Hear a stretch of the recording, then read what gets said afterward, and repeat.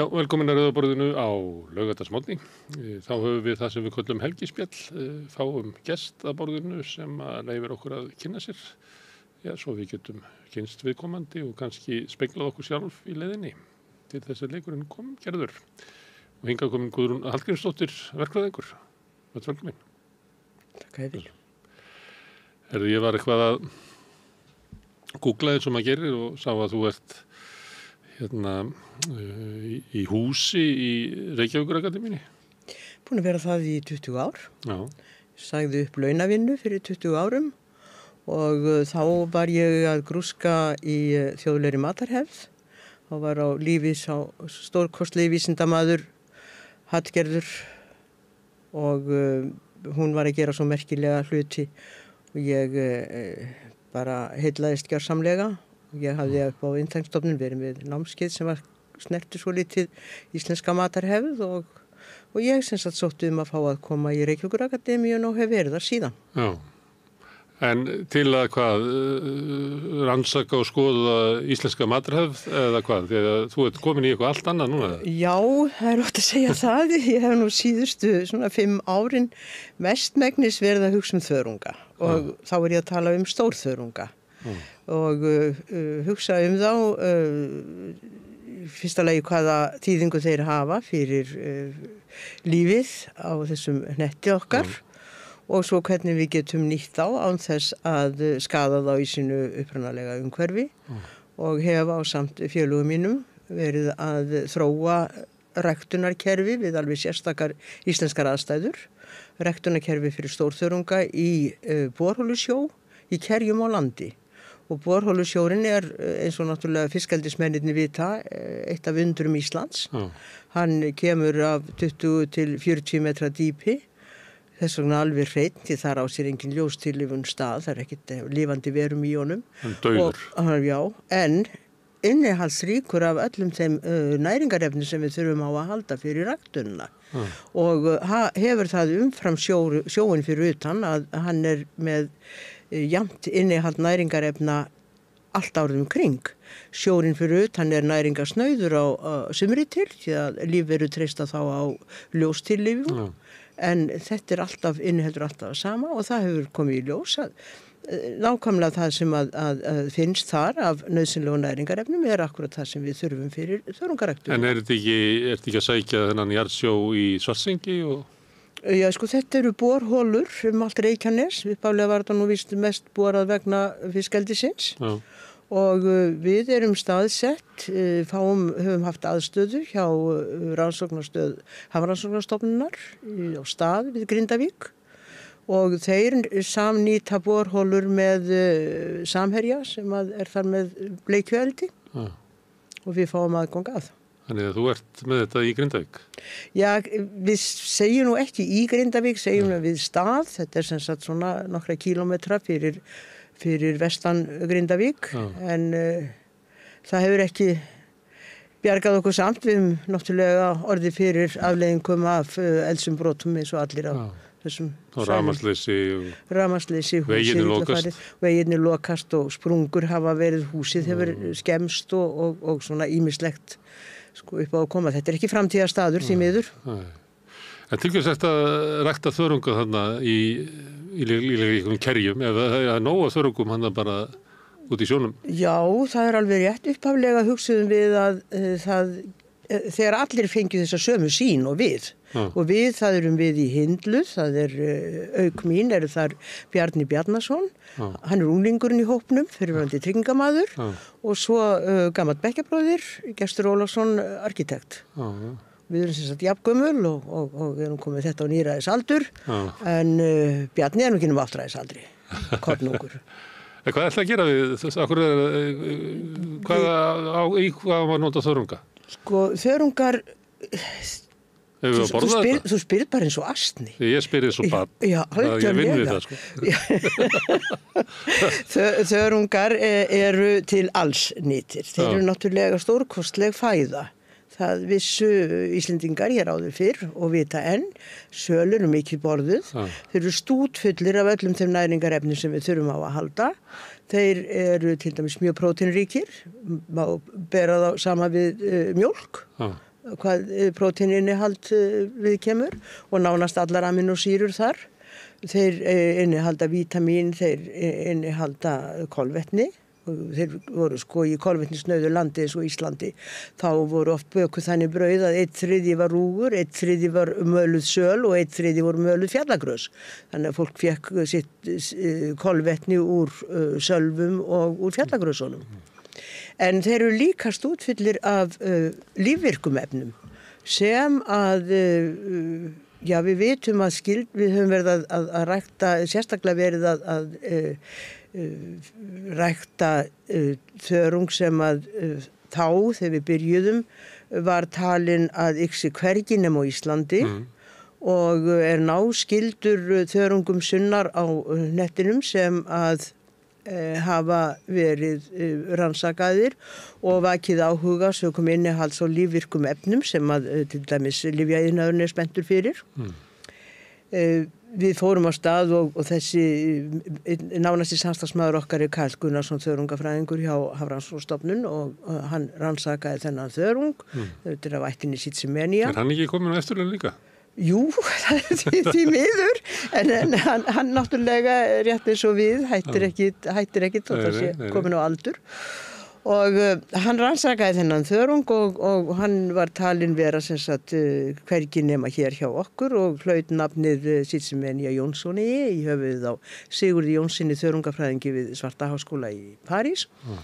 En svo bara uppgötvaðist fyrir skömmu að þörungurinn þekktist líka á Kamchatka og þar heitir hann Sitsimenia Valentines og við verðum að breyta nafnin á honum. En okkur fannst þetta svo spennandi þörungar að við hófum okkar vinnu eingöngu með honum og við höfum verið skeið í Evrópuverkefnið þar sem að við höfum verið að vonast eftir að fá betri greiningu á innihaldi og jafnvel aðferðir við að draga þessi efni út en þetta var nú gengið hægt allt saman en bara segir okkur hvað þetta er allt saman flókið. En ef að þörungurinn þarna, eða þörungarnir og við höfum borðað þá, sölin allavega, þannig að við vitum þetta, en af hverju borðum við þetta ekki? Matarvenjur á Íslandi tóku náttúrulega kúvendingu á seinni hluta síðustu aldar og ég nú alveg sannfærð að það ruslfæði sem að við tókum upp þá og nú dominerandi hjá okkur að því muni linna og menn fari svolítið að hugsa af skynsemi hvað þeir láta ofan í sig. Þetta eitt. Nú annað hitt að þörunga getum við nýtt í nánast allt. Þörungar eru náttúrulega fóður, frábært fóður, þeir eru frábær áburður og eins og ég sagði áðan stútfullir af hverskins efnum sem eftirsótt eru af matvælaiðnaði, lyfjaiðnaði, fæðubótaiðnaði sem þetta lengi telja og til þessum matvælaiðnaði þar nýjar reglur sem að kveða svo á að gervi litarefni eru óleyfileg og menn líta mjög núna til þörunga til þess að finna þar náttúruleg efni, náttúruleg litarefni fyrir matvælaiðnaðin sömu sögur að segja þykkingarefni í matvælaiðnaði og fæðubótaiðnaði og jafnvel lyfjaiðnaði mjög eftirsótt. Við erum með stækkandi fjölda grænkera. Þeir láta ekki bjóða sér þykkingarefni búið til úr nautabeinum. Þannig að þýðing efnainnihalds þörunga vex og vex og augumann þörungarnir getur búið til svona hlaup. Já, það er þessi þykkingarefni. Þykkingarefni sem það líka þetta búið til drastmatur. Já, það er auðvitað hægt Nei, menn notuðu til dæmis fjörugrös voru sem sagt mikið notuð til þess að gera svona menn til dæmis settu upp suðu á fjörugrösum hér í gamla daga og settu ofan á sýrutunnurnar og þar var bara komið vakúmpökkun sem að virka bara eins og hlaup eins og lax í hlaupi já, virkar svona svipað einungandi. Þannig að notkunar möguleikarnir og eftirspurnin er nánast bara ólýsanleg En þetta er ekkert mikið notað. Ég manum dagina kannski ykkur ár síðan ég var út í búð og sá svona livrapilsu frá SS og var að lesa innihaldið og þá stóðu sojamjöl 10% og ég segi hættið nú alveg hvaða rugl er þetta? Ég er svo glöð að heyra og skuli lesa. Í svona... Alveg áreiðanlega. Ætti betur heima heldur en sojamjöl sem líklega rækt á sléttum Bandaríkjanna. Já, og ekki bara á sléttum Bandaríkjanna, ræktað yfirleitt þetta erfðabreytt, rækt á 1000 ferkilometra. Þarna lifa engin skorkvíkindi lengur, þeir verða að flytja inn bíflugur á hverju ári til þess að koma frjókunar stað. Ég meina, við lifum orðið í svo ónáttúrulegum heimi. Og ég sé að auðvitað fyrir mér notkun þörunga í nánast hvaðanina sem vegna þess að sko ég sé þörunga fyrir mér sem nokkuð skona verksmiðju og það eitt af því sem við erum að skoða í okkar vinnu með breyttum umhverfis aðstæðum getum við þá hugsanlega stýrt í hvaða efni þörungunum framleiðir. Það er að segja með lýsingu getum við látið hann framleiða meira af þessu en hinu og svo framvegis. Þetta ég held við séum bara rétt í árdaga nýrrar aldar í hugsun matvæli og fóður og annað þýjulegt. En svo þetta hollt, eða ekki? Bara þú söl? Já, þetta ger ég það, en ég náttúrulega borða fyrst og fremst núna það sem ég tíni sjálf. Og það allt mögulegt, ekki bara söl. Og læturðu gest og hinn gamalmenni sem að vinna með þér í þessu borða söl líka? Er það galdurinn á baku það? Við erum mjög áhugasöm þetta. Við náttúrulega förum sjálf í fjöru og sækjum okkur útsæði. Við höfum fengið rannsóknarleyfi í ákveðna fjöru í Flekkuvík út á Reykjanesi. Og þangað förum og sækjum, við förum þangað aðalega til þess að sækja okkur útsæði af okkar á Klóblöðkunni, okkar sensat þörungi. Herdísavík mjög góður staður fyrir söl og þannig mætti lengi telja. Sem að fólk getur farið og tínt. Já, og þetta náttúrulega bara, finna utan hvað þetta dásamlega, skemmtilegt, þetta svo fallegt. Þú finnur aldrei sömu liti eða sama gróður í fjöru, alltaf að finna eitthvað nýtt. Endurtekningin ekki til. Alls ekki. Eins og kirkjugur bent okkur á. Já. Hérna, þú ert matvælaverkfræðingur. Já. Og það svona ákveðin sín, en þú sagðist þá að farið í þetta eiginlega út af áhuga, eða farið í Reykjavíkurlandinu út af áhuga á svona matarsögu. Svona þjóðlegri matarhöfð. Já, var það sagan sem að dróði að þörungunum? Það ekki, ég hugsa það sé alveg hárrétt hjá þér. Ég bara ekki hugsað út í það, en ég var náttúrulega farin að halda mikið fyrirlestra matarhefðina og þá vaknaði áhugi minn sérstaklega á þörungum og ég fór ég var beðin að tala þá, ég ekki náttúrufræðingur, ég vissi þetta sáralítið, ég man að ég fyllti skelfingu eitthvað tíma þegar ég fylgdi fyrirlestur gnægtaborði fjöruna hjá Vitafélaginu og fremsta bekk satt Karl Gunnarsson, okkar helsti þörungafræðingur. Hann var afskaplega elskulegur við mig og hughreysti mig að ég hefði ekki farið með mikið af vitleysum. En ég man bara þá að ég talaði þang og þara. Þörungar heitið yfir þetta. Og ég að reyna svona að og þegar þú segir stórþörungar þá það svona það sem að við myndum hugsa sér þörungar því að smáþörungar eitthvað sem við jafnvel sjáum ekki. Einmitt. Það svo lítið. Örþörungar ræktaði við allt aðrar aðstæður og í allt öðrum tilgangi. Ég man að einhvern tímann las ég, man ekki hvar, að og það var verið að fjalla hvað myndum við kalla það, svona landbúnaðarbyltinguna í Evrópu þegar maðurinn fann upp ráð til þess að ryðja skóga og fór að rækta meira korn og þá breyttist mataræðið. Það fór yfir því að korn var stærri hluti af mataræðin í Evrópu. Og á þessum tíma, ég man ekki hvað það var sem að kannski siðaskiptið eitthvað leys, að þá var því haldið fram að Íslendingar hefðu verið svona hálfum eða heilum haus hærri heldur en Evrópubúar að meðaltali. Af því að Evrópumenn voru búin að borða korn í einhverju 100 ára en það hefði ekki komið hingað.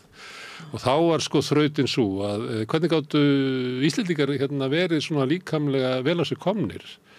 Því að hér var eiginlega ekkert borðað neitt grænmeti en einu náði. Og þá var svarið, Íslendingar borðuðu fjallagrös og söl og það nægði til þess að vinna á móti skorti á öllu grænmeti og ávöxtum og öllu sem aðra þjóðir höfðu.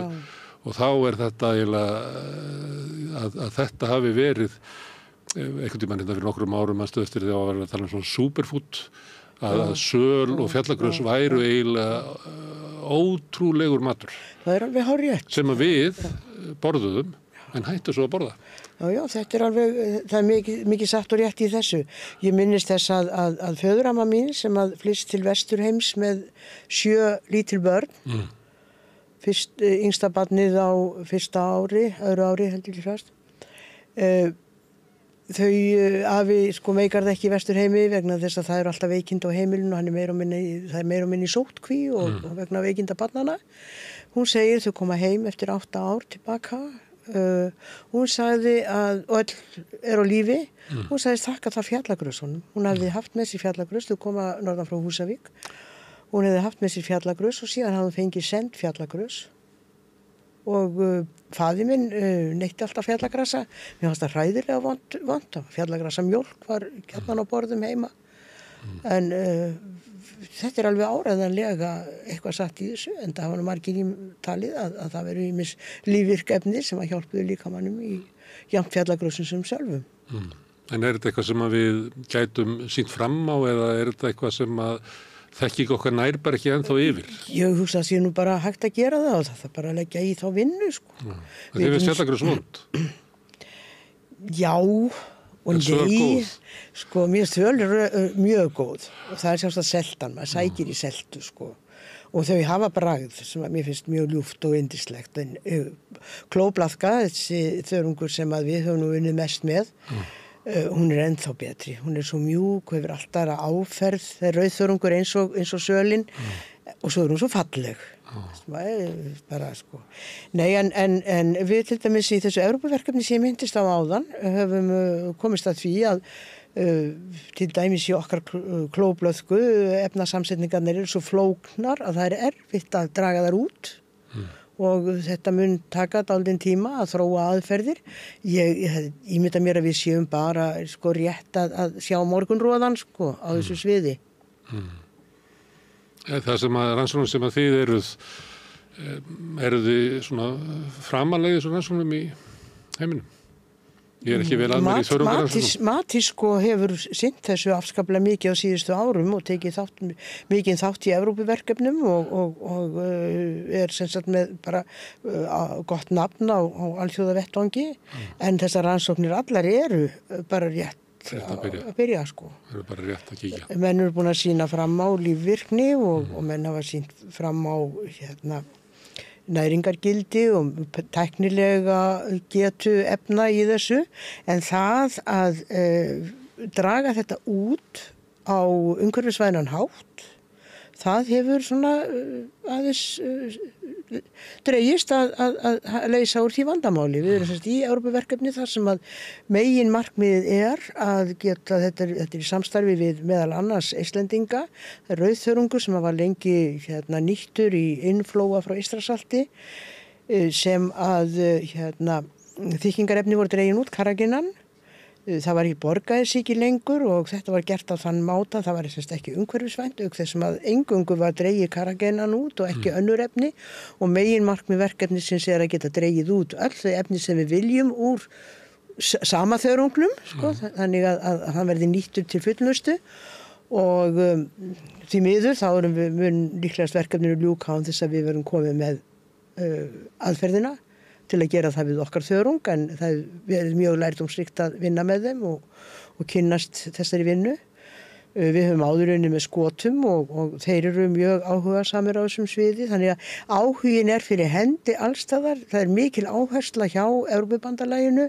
Markaðir eru bara vaksa exponentielt þannig að þetta við erum bara í árdaga nýrar aldar á þessu sviði. Leiðilegt að þið finnist fjallagrös ekki góð. Fyrir tengdamóðir mín bauð alltaf upp og á ættir að rekja í Þingeyjarsýslur. Bauð alltaf upp á fjallagrasa frómas á jólunum. Því miður þá náði ég ekki að láta hann að kenna mér þetta. Þetta sérðu. Ég er ekki viss þetta sér dá úr ættinni þegar ég er að segja þetta. Það væri hægt að ná þessu. En hefur þú kíkt í Helgu? Hvort þetta sé þar? Ég skal bara, fyrsta sem ég geri því ég kem heim, það verður að kanna þetta. Mér finnst þetta mjög spennandi. Þetta er sérstakt bragð. Já, það er svolítið rámt, sko. Og mjög fínt sem jólamatur, eitthvað sem maður fær bara á jólunum. Já. Ekki kannski eitthvað sem maður myndi borða alla daga. Mér finnst það frábær hugmynd. Já. Ég tek þetta upp sem jólamat ef ég finn uppskriftina. Þegar þú ferð áhuga á matarhefðum, er það vegna þess að þú sérð að hvernig við borðum og hvernig við framleiðum mat og hvernig við dreifum honum og hvernig við seljum hann, að þetta eiginlega bara gengur ekki? Ég gengur ekki upp. Þegar maður lappar inn í stórmarkað þá getur maður bara hort í kringu svo að segja að þetta eftir að drepa okkur ef við höldum svona áfram. Já, og þú hefur að hugsa ég held náttúrulega þetta muni gjörbreytast þegar fólk lærir á einingar sem sýnir fram á það hvað þetta hefur kostað loftslagið. Flutningar á öllum þessum matvælum heiminn þveran og endilangan. Ég vil fá bara statíf hjá hverju boxi Þetta kostaði svona mikið. Loftslagið, í kolefnisspori. Og þetta... En það er eitt, en þú nefndir þarna til dæmis þessa mónuræktun á soja og mægis og hveiti sem getur valdið stórkostlegum skaða. Alveg hrikalegt. Og hvernig mægisinn og sojað hefur eiginlega lætt sér inn í allt. Ég tók dæmi að lifrapilsunni sem er náttúrulega bara frálegt þessi sojamjöl í því. Já. En hefur lætt sér í allan mat. Eru bara heilu raðirnar sem eru meira og minna búnar til úr efnum sem eru unnar út úr þessu. Já. Annað efni sem ég svo glöð að heyra þú skuli lesa innihaldslýsingar. Ég held að ég sé svona frumkvöðull í innihaldslýsingum og þegar ég vann hjá sambandinu í gamla daga þá byggðu þar nýja kjötiðnaðarstöð og við komum með alveg nýja svona palettu af kjötvöru á markaðinn og byrjuðum á því að merkja innihaldslýsingar. Og ég hef oft sagt í gamni að það sé ekki skrítið að sambandið hafi farið á hausinn sem það gerði náttúrulega ekki. Hafandi haft starfsmannir svo mig, því að eftir ég setti innihaldslýsingar, við settum innihaldslýsingar á matvælinn, þá keypti náttúrulega engin bjúgun frá sambandinu því sem var fita. Það var engin fita í bjúgunum frá slátufélaginu. Og Þetta hefur verið líka á þeim árum þar sem fólk var mikið að forðast fituna og þetta fitur skert. En það var líka bara þetta, það stóð ekkit á umbúðunum frá slátufélaginu þetta stóð. Nú misti ég eiginlega þráðinn af hverju ég fór að segja frá þessu því að Þið byrjuðu á innihaldslýsingunum í Já, sambandinu. við byrjuðum á innihaldslýsingunum og þetta var það þurfti að kenna fólki þetta, að lesa. Og ég, við stóðum í mikill fræðslustarfsemi bara að kenna fólki að lesa innihaldslýsingar og hvað þetta þýddi. Ég hélt hvert fyrirlestur og fætur öðrum út allt til að kenna fólki þetta á þessum tíma. En ég sé til dæmis núna að fólk lesa ekki innihaldslýsingar, annars myndi ekki vera í nánast hverju einustu vöru sem settur á markað á Íslandi pálmaolía. Ég meina, það er ekki til neitt skelfilegra fyrir heiminn en pálmaolía. Þetta riður burt milljónum hektara af regnskógum á ári hverju. Þess að hægt sé að rækta pálma til þess að fá til þeim pálmolíu og hún er svo ódýr að þetta er sett í allar matvöru, allt keks. Einhvern tíma ég fari í bústaðinn og ætlaði að hafa með mér keks og ég las niður gegnum heila hillu og fann ekki einustu kekstegund sem að ekki innihélt pálmolíu. Og búið að tróða sér í gamla frónkeksið. Já, það var alls staðar En þegar maður les náttúrulega sumt getur maður notað sem stendur í innihaldslýsingunni. Til dæmis segjum að maður sé að kaupa skinku. Maður sé að það er 79% kjöt í þessari skinku. Og þá hugsa maður, hvað gekk á til þess að gátu komið þessu saman með því að tróða inn 21% af ykkur öðru efni. Já. Samt á þetta lítið út eins og það sé bara vöfði. Já, að vísu er það bara mjög góð skinka með 80. Það er náttúrulega orðið bara kjötfars eða fyrir neðar. Já, það náttúrulega spraut hana til að geta reykt hana og svona eða rátt hana líka í bæklu og tak. Hún þarf að taka upp saltblöndu, þannig ég held að hafa bara gert góð kaup. Nei, það er til með minna hlutfalli, herra hlutfalli. En síðan fer maður neðar. Og þá kemur það þessi E263 og ég bara, einhvern tímann var ég búinn að fletta þessu upp og hvað er. Ég man að einhvern tímann fletti ég upp hvað þegar, manstu ekki, þegar út af unnum kjöturum, þá voru allir að forðast þarna saltipéturinn. Já. En hann í ostunum okkar. Já. Ég veit ekki hvað þeir nota sko, ég hef saltpétur í vildi. Hann í horfin út úr kjötborðinu, en hann í þessum, þessum gúmíkenndu íslensk ostum, þar saltipéturinn. Ég hef ekki fylgst neitt með þessu sko, en það engin sem kann allt þetta sett. Nei, en það kannski ekki þörf á því. Ég skal fúslega játa, ég man ekki einu sinni lengur flokkana. Hefur nú dugað manni nokkuð vel sko, hvað eru litarefni, hvað eru rótvarnarefni, hvað eru fæðubótaefni og svo framvegis sko. En ég kann þetta ekki lengur sko, þetta verður ekki verið mitt áhugamál mjög lengi. Það var það auðvitað hér áður fyrir þegar maður stóð í einhverju matvælaframleiðslu en þetta er auðvitað nauðsynlegt að það sé til nákvæmar upplýsingar samsetningu og efnin eru nauðsynleg við framleiðsluna. Sum þeirra eru nú bara sko, hvað ég segja, sko þessi hræðsla svolítið svipað og hræðslan við GMO. Sko, þetta er náttúrulega alveg með ólíkindum hvernig hægt er að MGO allir sem monosodium glutamat, MSG allir ég að segja, sem er sko bara dæmi gert fjölmiðla vitleysa. Ég meina, þú ert með monosodium glutamat eða líkar efnasamsetningar í nánast öllum mat, með þetta í sultu, þú ert með þetta í skinku, þú ert með þetta í beikoni. Þetta eru svona bragðgefandi efni. Þörungar eru ríkir af slíkum efnasamböndum og þau, í þörungum, köllum við þetta umami. Ég tala rosalega mikið og góða japansku sko, umami þýðir bara eitthvað ofsalega gott. Sem er fimmta bragðið. Fimmta bragðið sko.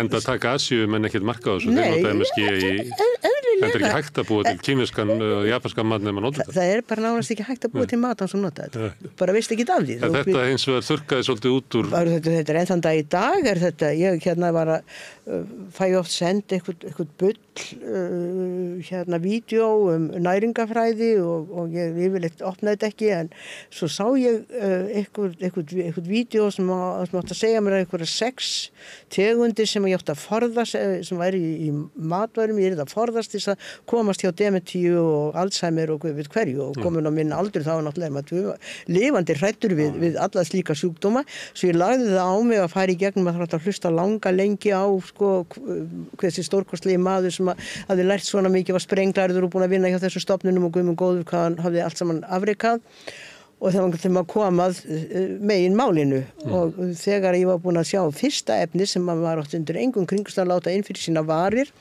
maður vildi forðast dementíu og Alzheimer var einmitt monosodium glutamat að þá slökkti ég og gáði ekki að hver hin efni væru. Þetta er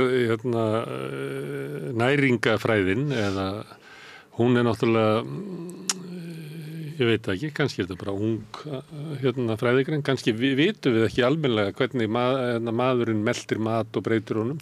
Einhvern tímann voru við að reyna, maður sé bara venjulegt fólk og það talar mat sem, hvað er það, fita, prótein og kolvetni. Ég ætla að fá meira kolvið og en þetta er sko maturinn er flóknari heldur þetta sko. Mikil sko. Og svo einhvern tímann komu vítaminin sem að jú er ágætið svona sín en nær bara ekkert utanum þetta. Þannig að við erum oft með svona til að takmarkaða þekkingu eitthvað sem er hægt að mæla og þá verður það einhvern tímann vildi fólk aldrei borða eða ekki borða egga því að það var svo hrætt við kólestról. Ég borðaði þessu morgumat með manni í New York og hann fekk sér omelettu bara með hvítunni. Og ég hugsaði, þetta er svo sorglegt. Þetta er svo sorglegt. Því að þetta er náttúrulega, þetta er valla boðlegur matur, sko, hvað það omeletta og sleppir rauðunni. Það er bara, Þetta er ekki glæsileg paletta. Nei, þetta er eins og bara borða oblátur í morgumat. Já,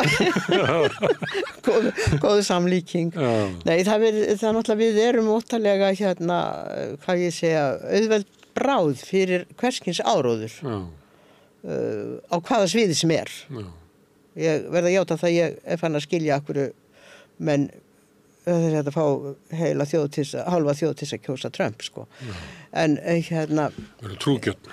Bara, sko, við erum svo rosalega trúgjörn og það er svo auðvelt að vera með hverskins áróður, sko. En að við byrjuðum að tala þörungana, sko, það er ekki hvað síst umami bragði sem þörungar hafa. Ég til dæmis þegar ég að elda samansóna kjötrétti sem ég ger nú reynda mjög sjaldan, ég fann að borða mjög lítið kjöt. Helst ef að stórfjölskyldan hjá mér. Þá set ég alltaf síðustu 10 mínútuna svona stóran bita af beltisþara og síð með og þá bara gjörbreytist bragðið. Það verður bara miklu bragð meira og betra og í einhverjum svona kássu. Í kássum og einhverju svona, sko. Já, þetta er svipað og hérna, það getur verið snjallt ef þú átt svona enda af parmesan. Já, enda parmesan ostar er náttúrulega ríkir af þessum efnum. Það er umami, þá getur þú sett það í endan svona skinka líka og þetta bætir allt, sko. Og það er í parmesan er þetta umami bragð til dæmis sem að lyftir öllu upp. Og það er meðal annars monosodium glutamat eða önnur svona glutamöt Inosínöt og önnur slík efni. En svona ógnin sem okkur stafar af hvernig matur er búin til, það er náttúrulega þessi mónoræktun sem að veldur því að það er framleitt svo mikið magn af segjum bara til dæmis svo maís í Bandaríkjunum að það er búið til mjöl úr því og það er búið til síróp úr því og síðan ratar það eiginlega inn í allan matinn, þannig að maturinn þótt að umbúðirnar í stórmarkaðna virki sko fjölbreytilegar, að þá er kannski orðið einhæfari maturinn sem okkur stendur til boða.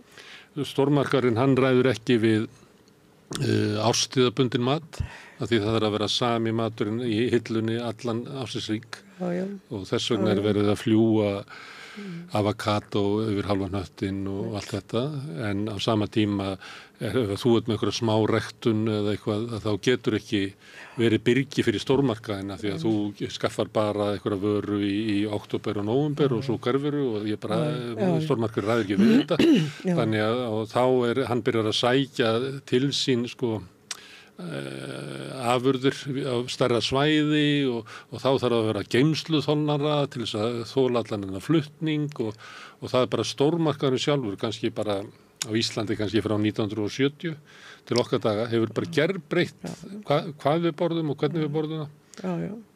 Og svo kann fólk ekki lengur að elda. Já, svo er það sem er náttúrulega breytingi sem við átt að sjá núna, það sem að sko eiginlega tilbúnir réttir og eldaðir réttir er að taka alltaf stærra pláss, svona álíka breyting og var þegar gósið tók allt í einu orðið, sko, 2-falt meira pláss heldur en mjólkurvörunar. Já. Það er svipað að gera. Og helmingurna því innflutt vatn.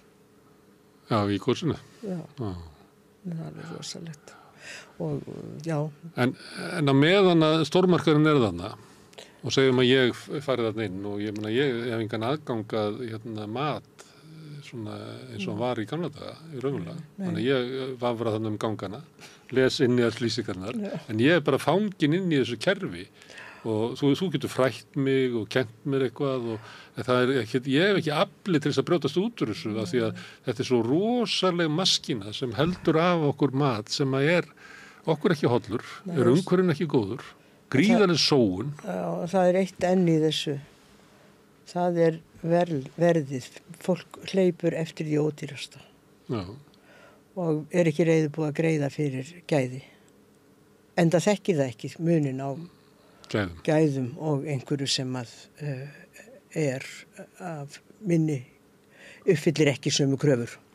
Og geltir svona bara eiginlega vörumerki og svona auglýsingar. Ég held sko, það væri nú hætti, þú ert nú stílar, tala mikið til þeirra sem minna hafa á milli handana. Ég held nú að fátt myndi hjálpa því fólki sem að berst í bökkum, en góð fræðsla mat og matarinnkaup. Mér finnst það skelfilegt að horfa ofan í, ég er svona hyggsuna gæll sko, skelfilegt að horfa á hann í hérna. Gerðu það í Stórmörkum, kíkir hann í korfunum? Það kemur fyrir. Má það? Nei, það má ekki, en það ég hef aldrei bundið mig við það sem má.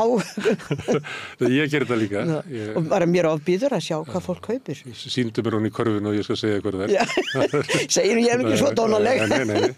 Eftirlæt þér það. En samt það sko að því að tala verð að hérna, ég hef rætt þetta við fátækt fólk.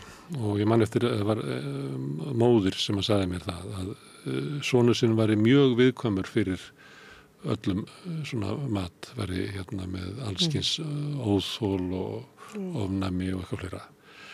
Og svo sagði hún það að þegar ég fer að því ég hef svo litla peninga og kaupi ég mat sem ég veit að gera honum ekki gott en ég hef ekki efni á betri mat því að ódýrasti maturinn hann er náttúrulega sá sem er búið að tróða mest af einhverjum aukaefnum eða, blása einhvern veginn út af, ég er ekki að segja að kannski væri snjallar að kaupa bara rófu. Já, sko, ég veit það og þetta er einmitt viðlagið, en til dæmis fólk á Íslandi kann afskaplega lítið að nýta sér ódýrt kjöt, sjóða úr uxahala eða einhverju slíku.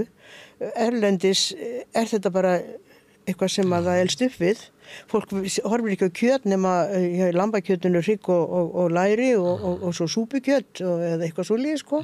Nautakjöt er ekki nema vöðvar en bara þú getur gert mjög þokkalega innkaup og búið til virkilega girnilega næringaríkan mat úr miklu ódýrari kjöti. Hrossakjötinu svo sko líka mjög ódýrt og eins gott og nautakjöt á fertum. Þannig að sko þennan fróðleik vantar. Já, þetta vantar líka í búðirnar. Þetta er enda skánað með fjölgun innflytjenda. Þá sér maður að það komnir sko svínaskankarnir og uxahalarnir komnir í búðirnar, svona stærri búðir. En ég manna þegar ég hafði hvað mestan áhuga á mat og var að elda upp í svona ódýrari hluta, bara fyrirbreiði svo til dæmis svo nautabrjóst sem er bara frábær vöfði og ótrúlega bragðgóður. En maður þarf bara að elda hann aðeins lengur og það er stundum finnst maður eins og Guð hafi einhvern veginn hugsað sér þetta þannig að það sem að til dæmis er svo lundin og svona sem er auðvelt að elda og þarf lítið umstang að það er ekkert sérlega gott en það sem kannski aðallinn át reif bara lundina út og át hana og svo voru fátaklíkandi sem voru að vinna finna leið til þess að vinna úr seigari bitunum og eitthvað leira og bjuggu oft til sko stórkostlegri mat út úr því þegar maður hefur þolinmæðina og íða og fleira en ég meðst það bara maður fann ekki hana mat einu sinni kom ég inn í fiskibúð og sagði áttu ufsa því að ég myndi að ég hefði borðað ufsa bollur þegar ég var barn og langaði að búa það til og þá sagði fiskikaupmaðurinn eða salinn við mig kemur þú inn í búðina mína og spyr ufsa ég hef heitt þig áður sko og hvað heldur að ég geri engan ufsa þannig að næst fer ég niður í fiskmarkað og næ ufsa og setja hann í borðið kemur þú þá? Nei, þú kemur ekki þá og ég þarf að henda ufsónum það var þessi skemmtileg viðbröð en það var svona, eins og ufsin var miklu ódýrari fiskur og hann var borðaður í minni æsku en hann er bara horfinn hann er langan komin í staðinn langan, ég man nú eftir því þegar ég vann í Arnarhvoli að einhver tíman í mötuneytinu þar leyfðu allir fiskinu sínum það var af því að matraskona sem var alveg stórkostleg hafði elda löngu hugsaði ég sko menn þekktu ekkert nema ísuflag börni held að fiskunum héti ísuflag hún er þverskorin líka þverskorin ísa já sko það er í okkar barnæsku hvar sérðu það í dag? Það er eitt, að því að tala um þetta og beinin, það var eitt sem að ég heyrði haldið fram, að með því að sjóða beinin, hvort sem það er í svona kássu eða bara sjóða beinin með fiskinum, að inn í mænunni og inn í beinunum eru svo mikilvæg næringarefni, að það er algjörlega fráleitt að að eldið ekki með. Það er alveg sammálega því, bragðgefandi efni og guð veit hvað sko, og næringarefni mikil. Já, nei, ég held að við, sko, auðvitað er þetta bara raus í gamlu fólki, fyrir ekki að ég skulle kalla því gamlan, sko. En ég held nú samt, sko, það sé ýmislegt sem að við gætum hugsað taka upp aftur. Já, við erum að eitthvað afvegaleitt í matnum. Já, ég held það, sko. Og það þarf held ég að hugsa bara matinn upp á nýtt. Já, það ég alveg sammálaður því og ekki gleyma þörungunum. Nei. Þeir geta komið inn, sko, svo óskaplega víða. Sem efni, en síðan er það hvernig maturinn búin til, maturinn sem að mannskepnan óx af og líklega við erum háð því sem við höfum borðað. Þannig að við þurfum að viðhalda einhverju sambarlegu og bara mannskepnan hefur lifað á. Að það var náttúrulega að fólk var að búa til mat á heimilum og eitthvað fleira sem enginn hefur tíma til lengur. Og þess vegna er þetta að fara út í einhverja verksmiðjur. Kannski lausnin af því að verði svona hverfiseldús sem er búið til skyr fyrir hlíðarhverfið. Já. En sko, hafi ekki tíma til lengur. Við vinnum ekki nærri því eins langan vinnudag í dag og við gerðum. Við erum að horfa á sjónvarpið. Já, það er eitthvað svoleiðis. Við mögum bara ekki gleyma því. Við erum búin að sko, við vinnum á laugardögum og vinnudagur var miklu lengri. Þannig að sko, og nú eru þó, sko, af flestum heimilum eru báðir foreldrar að taka þátt. Karlmenn elskaða elda. Sumt, sko. Já, sumt. Já, það er grilla. Já, það er grilla. Já, minnst að það er þetta er ekki eingöngu að grilla. Ég tek eftir því að ungu mennirnir, ég var náttúrulega dásamlegast að tengda svona á jarðríki og þau elda alveg jafnt, dóttir mín og hann, sko. En ég held að þetta sé hjá yngra fólki í dag og það er mjög algengt að mennirnir, þeir elda ekki síður en konurnar. Og þetta er mikilvægt, þú ert matvælaverkfræðingur. Þetta með að við einhvern veginn lögum það hvernig við ræktum mat, framleiðum hann, flytjum hann og seljum hann og notum hann. Það er bæði sóunin og ágangin á náttúruna og þetta er ekki góður matur sem að... Þetta er ekki góður matur og þetta er, eins og þú segir, umgengnin við náttúruna er náttúrulega alveg sko, svakaleg. Ég ætla að reyna að forðast efnið sem að æsi mig svo upp, sko, þannig ég reyna að tala ekki um það. Ég var að koma austan síðustu helgi og sjá hérna jafnt í Borgarlandi sem alla leiðina austur til Víkur í Mýrdal, ekkert nema blátt landslag. Ég var að gera mig algjörlega brjálaða, ég skal reyna að tala ekki meir um það. En það er líka við lífrænræktun hefur barist í bökkum, alla tíð. Okkur hefur ekki tekist að vekja áhuga neytenda á afurðum lífrænræktunar. Það er líka erfitt fyrir þau sem eru að standa í þessu. Að þau eru svona utan kerfis einhvern veginn og þurfa alltaf að berjast fyrir allar nýjungar og nýsköpun í landbúnaði. Það er svo kerfið sjálft síðan að býta þetta af sér. Þeir hafa aldrei, þegar ég sko kemst nálægt myndun vottunarstofuna Túns og var þar einhverju leyti viðloðandi í meir en 20 ár og bændasamtökin voru bara andstæðingar okkar. Þeir bara segjast alveg eins og er. Þeir bara gerðu það sem þeir gátu til að leggja steina í götu okkar. En lífræn framleiðsla, hún er vonlaus ef hún er ekki vottuð. Annars getur hver sem er haldið fram að hann sé að framleiða lífrænar afurðir og notar við það bæði áburð og tilbúin áburð og eiturefni. Já, sem að menn svo sem líka reyna með því að nota önnur hugtök, segja náttúrulegt og já, ég fór að spyrja hvað... Og veist hvað það kemur, það sem er ekki hugmyndu hvað það kemur. Já, eða merkið sem átt að setja á íslenskar vöru og komi ljósa ekkert eftir þetta var eftir og ráðherrann sagði þið getur svo, þegar þetta var uppvíst og menn hættu að nota þetta en þið getur nota þetta áfram með því viljið, sagði hann. Ég meina, þetta er engin virðing fyrir þekkingu og heiðarleika.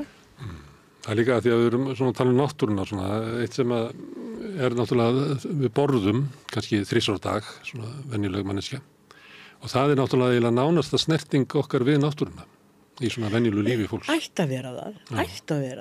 Það er svolítið eins og að við höfum klippt hann á milli að þetta sé ekki litið á sem svona náttúru. Ég er alveg á ekki orð að lýsa hrifningu minni yfir leikskólunum í bænum. Hvað þau kenna og hvað börnin læra og hvað þau, sko, mínum að þetta sko, langþýðingamesta skólastíð og ég bind þær vonir við að leikskólinn eigi eftir að snúa þessu við. Það alveg, ég á 4 ára dótturson og það sem þessi drengur lærir í leikskóla, það alveg ólýsanlegt. Herðu, talandi börnin á leikskólanum, að ég ætla að fara með því aðeins aftur. Ég hef stundum spurt fólk hérna sem að kemur í helgispjall, hérna hvernig það mann fyrst eftir sér. Ég hef verið spurð að þessu og ég á svo miklum erfiðleikum að staðsetja Manstu ekki eftir þetta. Nei, ég man eftir því þegar ég sá í fyrsta sinn svartan mann sem labbaði niður Lokastíginn, ég fædd og uppalinn á Lokastíg. En ég get ekki staðsett þetta í tíma. Ég hef sjálfsagt verið svona 4 ára eitthvað svoleiðis. Það er svona glimt sem að ég man, svo ég þori ekki að halda því fram að ég muni mikið lengra aftur fyrir mig. Þú varst 4 ára? Já. Á Lokastígnum? Á Lokastíg. Og bjóstu þar? Bjóð þar til 10 ára aldurs, þá hrundi líf mitt, segi þá var bara barnæskunni lokið. Við vorum náttúrulega foreldrar, við vorum 5 systkinin og faðir minn hann hafði ekki stöðu, hann var söngkennari við Austurbæjarskólann, en hann hafði ekki stöðu vegna þess að hélt henni fyrrverandi starfsmaður skólans og svo hann var alltaf bara stundakennari og þar með náttúrulega ekki greitt í sumri og ekki greitt í jólafríi og öðru slíku. En við vorum sem sagt, við komum á Lokastíg og ég man eftir því þegar bréfið kom sem að sko bara móðir mín umturnaðist og bara lífið fór á hvolf, það var okkur sagt upp húsnæði. Og þetta, þeir alltaf að segja að það aldrei verið eins erfitt eins og í dag að finna húsnæði, ég bros alltaf í kampinn og segið og láta þetta yfir þið ganga. Guð minn góður hvað það var erfitt að finna húsnæði fyrir fólk sem ekki hafið allt og mikið milli handana. Og hefur allatíð verið, þetta er ekkert erfiðar í dag en hefur verið bara allatíð. Hvaða ár er þetta? Hvenær ert þú 9 ára? Þetta er 52. 52, eftir því árin, mikil fólksflutningar. Fólksflutningar og sko bara skelfilegt. Sko. Allir vestfirðingarnir á leiðin í bæinn. Já, Guð minn góður sko. Og lítið byggt. Og ekkert. Fólk yfirtók braggana. Já. Og dugði ekki til. Já, dugði alls ekki til. Og svo taka við svona 4 ár í erfiðleikum hjá okkur. Faðir minn var í byggingarsamvinnufélagi barnakennara og við sem sagt 56 flytjum við svo í kennarablokkina. Sem að ég held að sé stórkostlegasta íbúðablokk á landinu. Mér skilst að þann dag í dag þá seljist íbúðu bara innan blokkarinnar. Fólk fara minna í stærra og komi aldrei fólk að því þetta er svo eftirsóttar og velskipulaðar íbúðir. Er þetta þarna á Melónum? Fremsta blokkin við Hjarðarhaga. Já, það fyrir aftan Háskólabíó eða það sem er okkur. 24-38, arkitektin var Skúli Nordal. Já. Og hann bjó lengst af sjálfur þar sko. En hrundi heimurinn? Já, við erum þannig 4 ár í erfiðleikum og hvers konar erfiðleikum? Ég bara húsnæðiserfiðleikum sko. Við fáum svo inni hjá ömmu minni í lítilli kjallara íbúð við Rauðarárstíg og bara ég festi ekki rætur neinstaðar eftir þetta sko. Ég sko komin í landspróf þegar við flytjum og ég yfirgef, ég var sko, þótt ég hafi búið á Lokastíg og það er skólaskyldu til Miðbæjarskóla, þá fer ég í Austurbæjarskóla vegna þess að faðir mér kenndi þar. Þannig að mínir vinir voru á Lokastíg og þegar ég flytt þá rofnar það samband að einhverju leyti. Og svo slitin upp með rótum. Já, þetta er svona svolítið, ég veit ekki hvort að bræðurnir frá Brekku var bók sem ég las í barnæsku og hann lýsti því svo hvernig hann fekk alltaf kökk í hálsinn þegar hann leit heima Brekku eftir að þau flutt á hann. Mér sko farnaðist eiginlega eins þegar ég gekk Njarðargötuna og leit sko bara rétt sko svona niður á Lokastíginn og fekk kökk í hálsinn. Þar eru þínir good old times. Já, einmitt. Það gullöld. Guðrúnar Hallgrímsdóttir var við Lokastíginn. Og endaði þegar hún var 9 ára. Já. En það leigjendur eru ofta að benda á þetta, að þessi ótryggi leigumarkaður leiði til þess að fólk neyðist þess að flytja og hefur ekkert val það. Er umlega lifir eins og flóttamenn í eigin landi, fær íbúð í 1 ár og þarf að flytja aftur og börnin eru sko slitin upp úr skólakerfi. Skólakverfinu. Já, þetta er alveg. Og þú ert til að lýsa því, hvaða afleiðingar það er. Já, algjörlega. En eins og ég segi, það er ekkert nýtt. Það er alltaf að tala þetta eins og að himlarnir hafi fyrst núna opnast. Þetta er auðvitað að skána. Ég myndi halda það, ef þú ert að tala 1952, þá myndi ég svona gíska á að sko landsframleiðsla á mann að sko raunvirði hafi aukið svona 6-7-falt. Ég heyrði daginn hverja meðatekjur. Akkur mætti ekki hluti að því koma til þess að bæta stöðu hérna. Leigumarkaði, ég alveg sammála því. Algjörlega sammála. En við líka eyðilögðum félagslega húsnæðiskerfið. Það er auðvitað það sem mér finnst skerfilegast í öllu saman. Vantar. Og það vantar. Sko. Það vantar svona 20 íbúðir sem að verkamannabústaðakerfið hefði verið.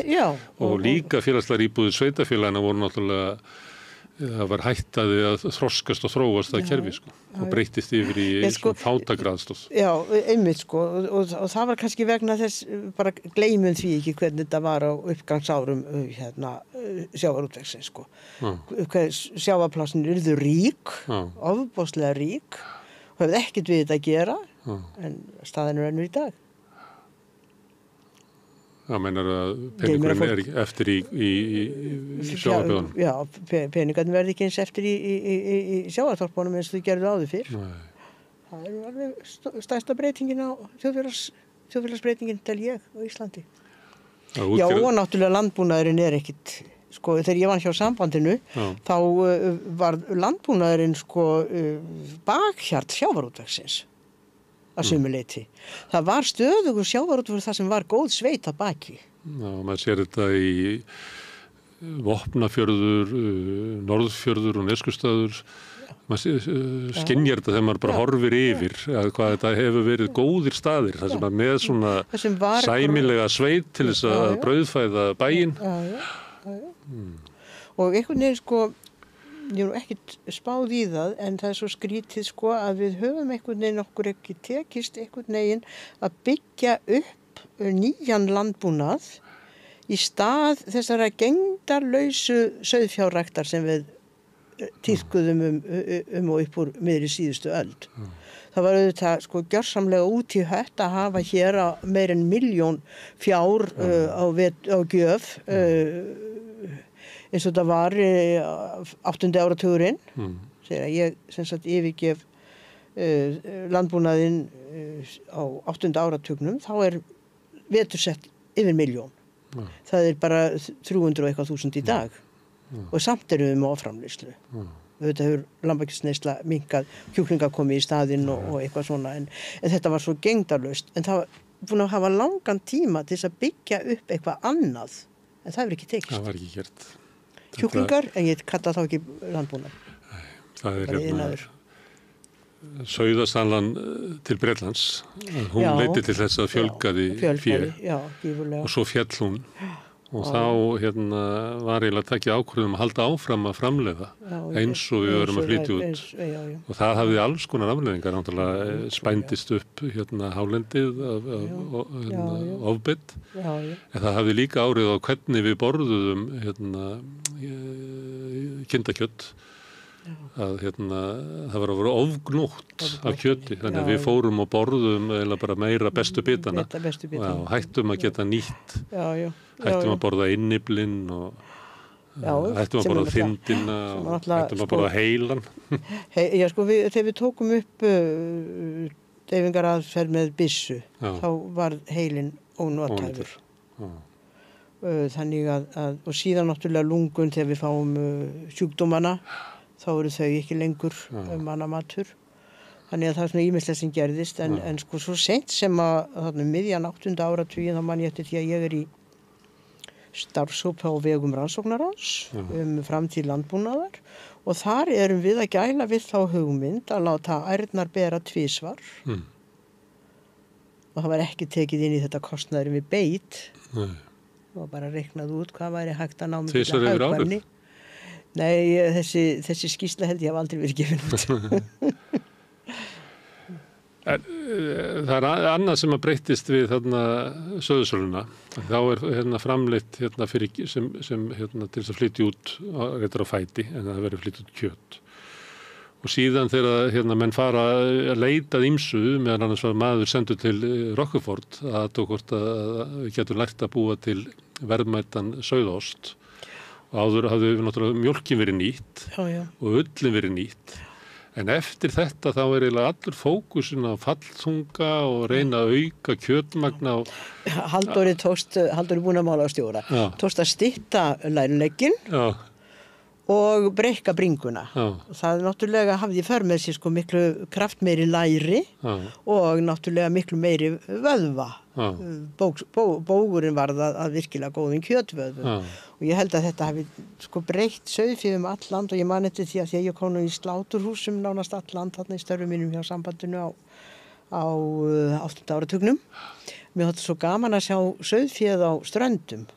Þangað hafði Halldór ekki komist og þar var sauðféð háfætt og svona með mjög langa snoppu og einhvern tíman í einhverjum fjárskiptum þá hefðu þangað kom aldrei sauðfjársjúkdómarnir þannig að menn fengu þaðan fé og þá var svo gaman að sjá þessi einkenni svo í fé annars staðar á landinu. Þessi langa snoppa og þessir háu leggir. Og líklega hefur það líka gerst að því að vaðmál var kannski aðal afurðin á miðöldum og íslenska ullin eflaust verið frábær því að ull yfirleitt betri eftir því sem rakara og kaldara. Að það verið mýksta ullin vegna þess að dýrið þarf að verja sig fyrir þessu og það verður gott vaðmál úr því. En með áherslunni á því að framleiða kjöt að þá fé tekið inn í hús og það ekki gott sem þú ætla að búa til ull að geyma fé í húsi því að það fer bara exem. Þeir sem að búa til bestu ullina fá bara exem. Þannig að það bara ræktað út úr stofninum. Þannig að ég held að ef fólk að hugsa sko sauðfjárrækt, þá mætti fólk fara að hugsa ef við ekki ná í hana eins og hún var sko fyrir sauðasölu. Já, sjálfsagt yrði nú sko kjötnýtingin ekki góð. Ég sé alveg fyrir mér þetta. En dettur einhverjum í huga heiminum að framleiða kjöt á sauðfé? Laxness að þetta, manstu þetta því? Jú. Það verður dæmi vitlaus Íslendinga að láta sér detta í hug. Að framleiða kjöt á... ég veit ekki Nýsjálendinga, þeir náttúrulega eru stærstir í þessu og það fyrst og fremst kjötframleiðsla hjá þeim. Sem að ég man nú að sögð var svo saga að bændur hefðu haft smakkpröfu í bændahöllinni, bera saman besta kjöt í heimi og nýsjálenska og þeir nú heldur betur ruglast á þessu. En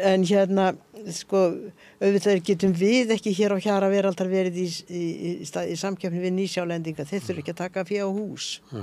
Þeir bara með það úti allt árið kring, sko. Þannig að ég get ímyndað mér að við þær aðstæður sé þetta nú ekki út í hött. En þurfum ekki að fullir það neitt.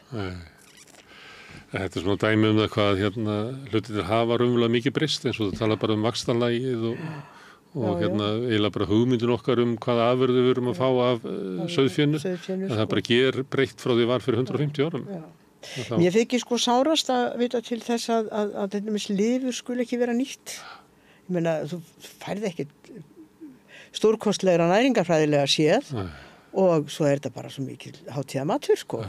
Snöggsteikt lifur, þetta bara einstakt og við kannski þekkjum það ekki Íslendingar við yfirleitt sko borðum lifur sáðuna í brúnni sósu ekki sagt við einhverju svoleiðislöguðu en svona snöggsteikt væri hún alveg herramanns matur sko. Ég fæ mér alltaf við þetta matseli sko. Já, og ég skil ekkert í því að við erum nú með þessa gastronómíu sem hefur nú verið að taka heljarstökk á undanförnum árum að þeir skuli ekki leggja eitthvað upp úr þessu.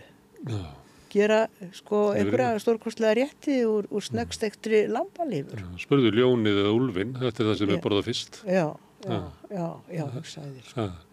Þau vita það Já.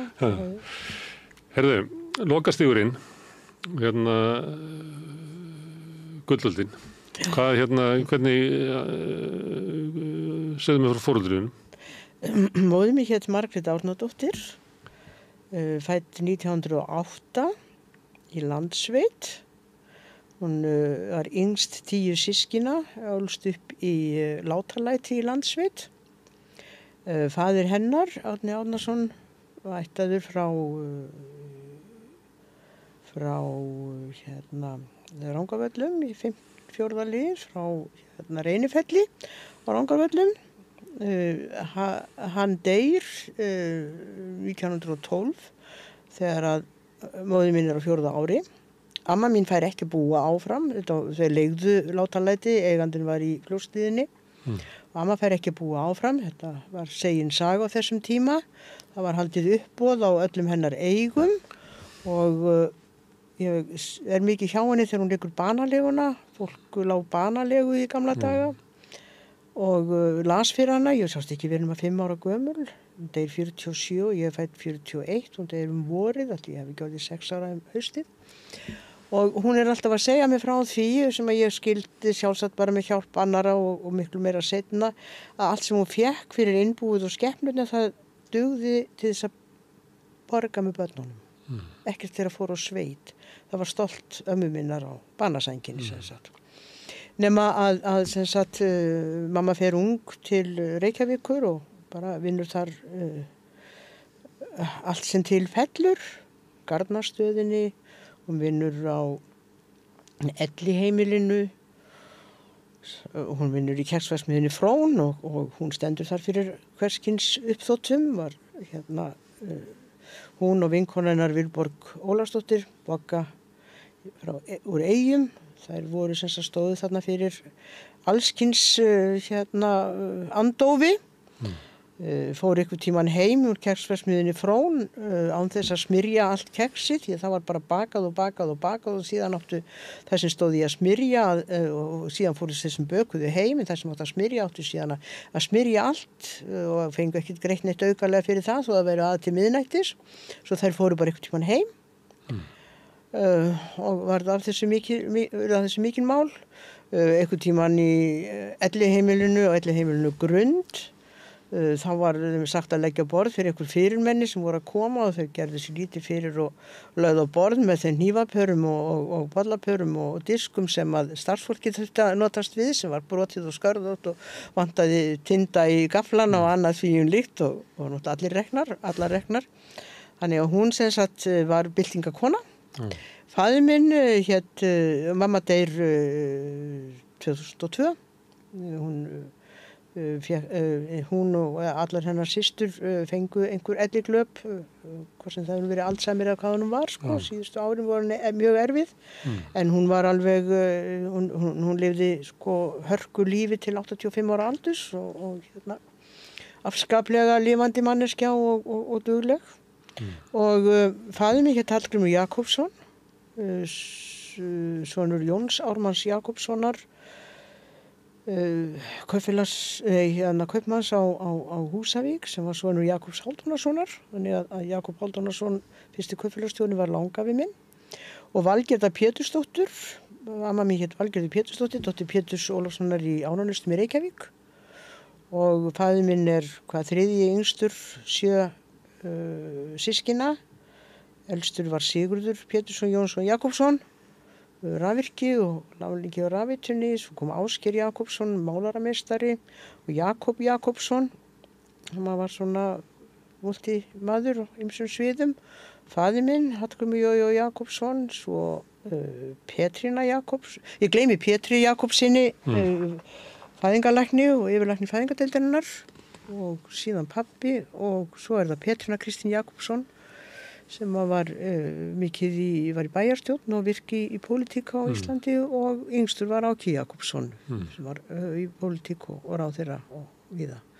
Og þau sem sagt flytja til Vesturheims 1912 held ég, eða gæti að færi við rangt mál að hafi verið 13 og mér sagt að amma hafi sagt ég kem með ef ég ekki ófrísk og þá svo Áki verið bara á fyrsta árið eitthvað svona og þar búa þau í 7-8 ár og við sult og seiru koma svo heim. Þetta sem sagt Þetta er þitt fólk. Já, mitt fólk. Móðir mín var náttúrulega eðlilega heimavinnandi, það voru ekki með 5 börn. Við vorum 5 systkinin. Elstur Hrafn, arkitekt, lærður í Finnlandi. Þá ég, þá Jakob, tónlistarmaður bróður okkar sem að féll frá skyndilega, besta aldri 55 ára gamall frá börnum sínum, unglingum, afskaplega mikill harmdauði. Og því næst yngri systkinin, Jón Ármann, mikill hálfgerður svona uppeldissonur minn vegna þess að árið seinna fæðist yngsta systir mín Valgerður, kennari, og Jón Ármann missum við að slísförum þegar hann er 14 ára. Þegar hann er 14 ára þá er hann á slísförum, Jón Ármann. Og þetta er sem sagt fjölskylda mín. En sagðirðu uppeldissonur? Nei,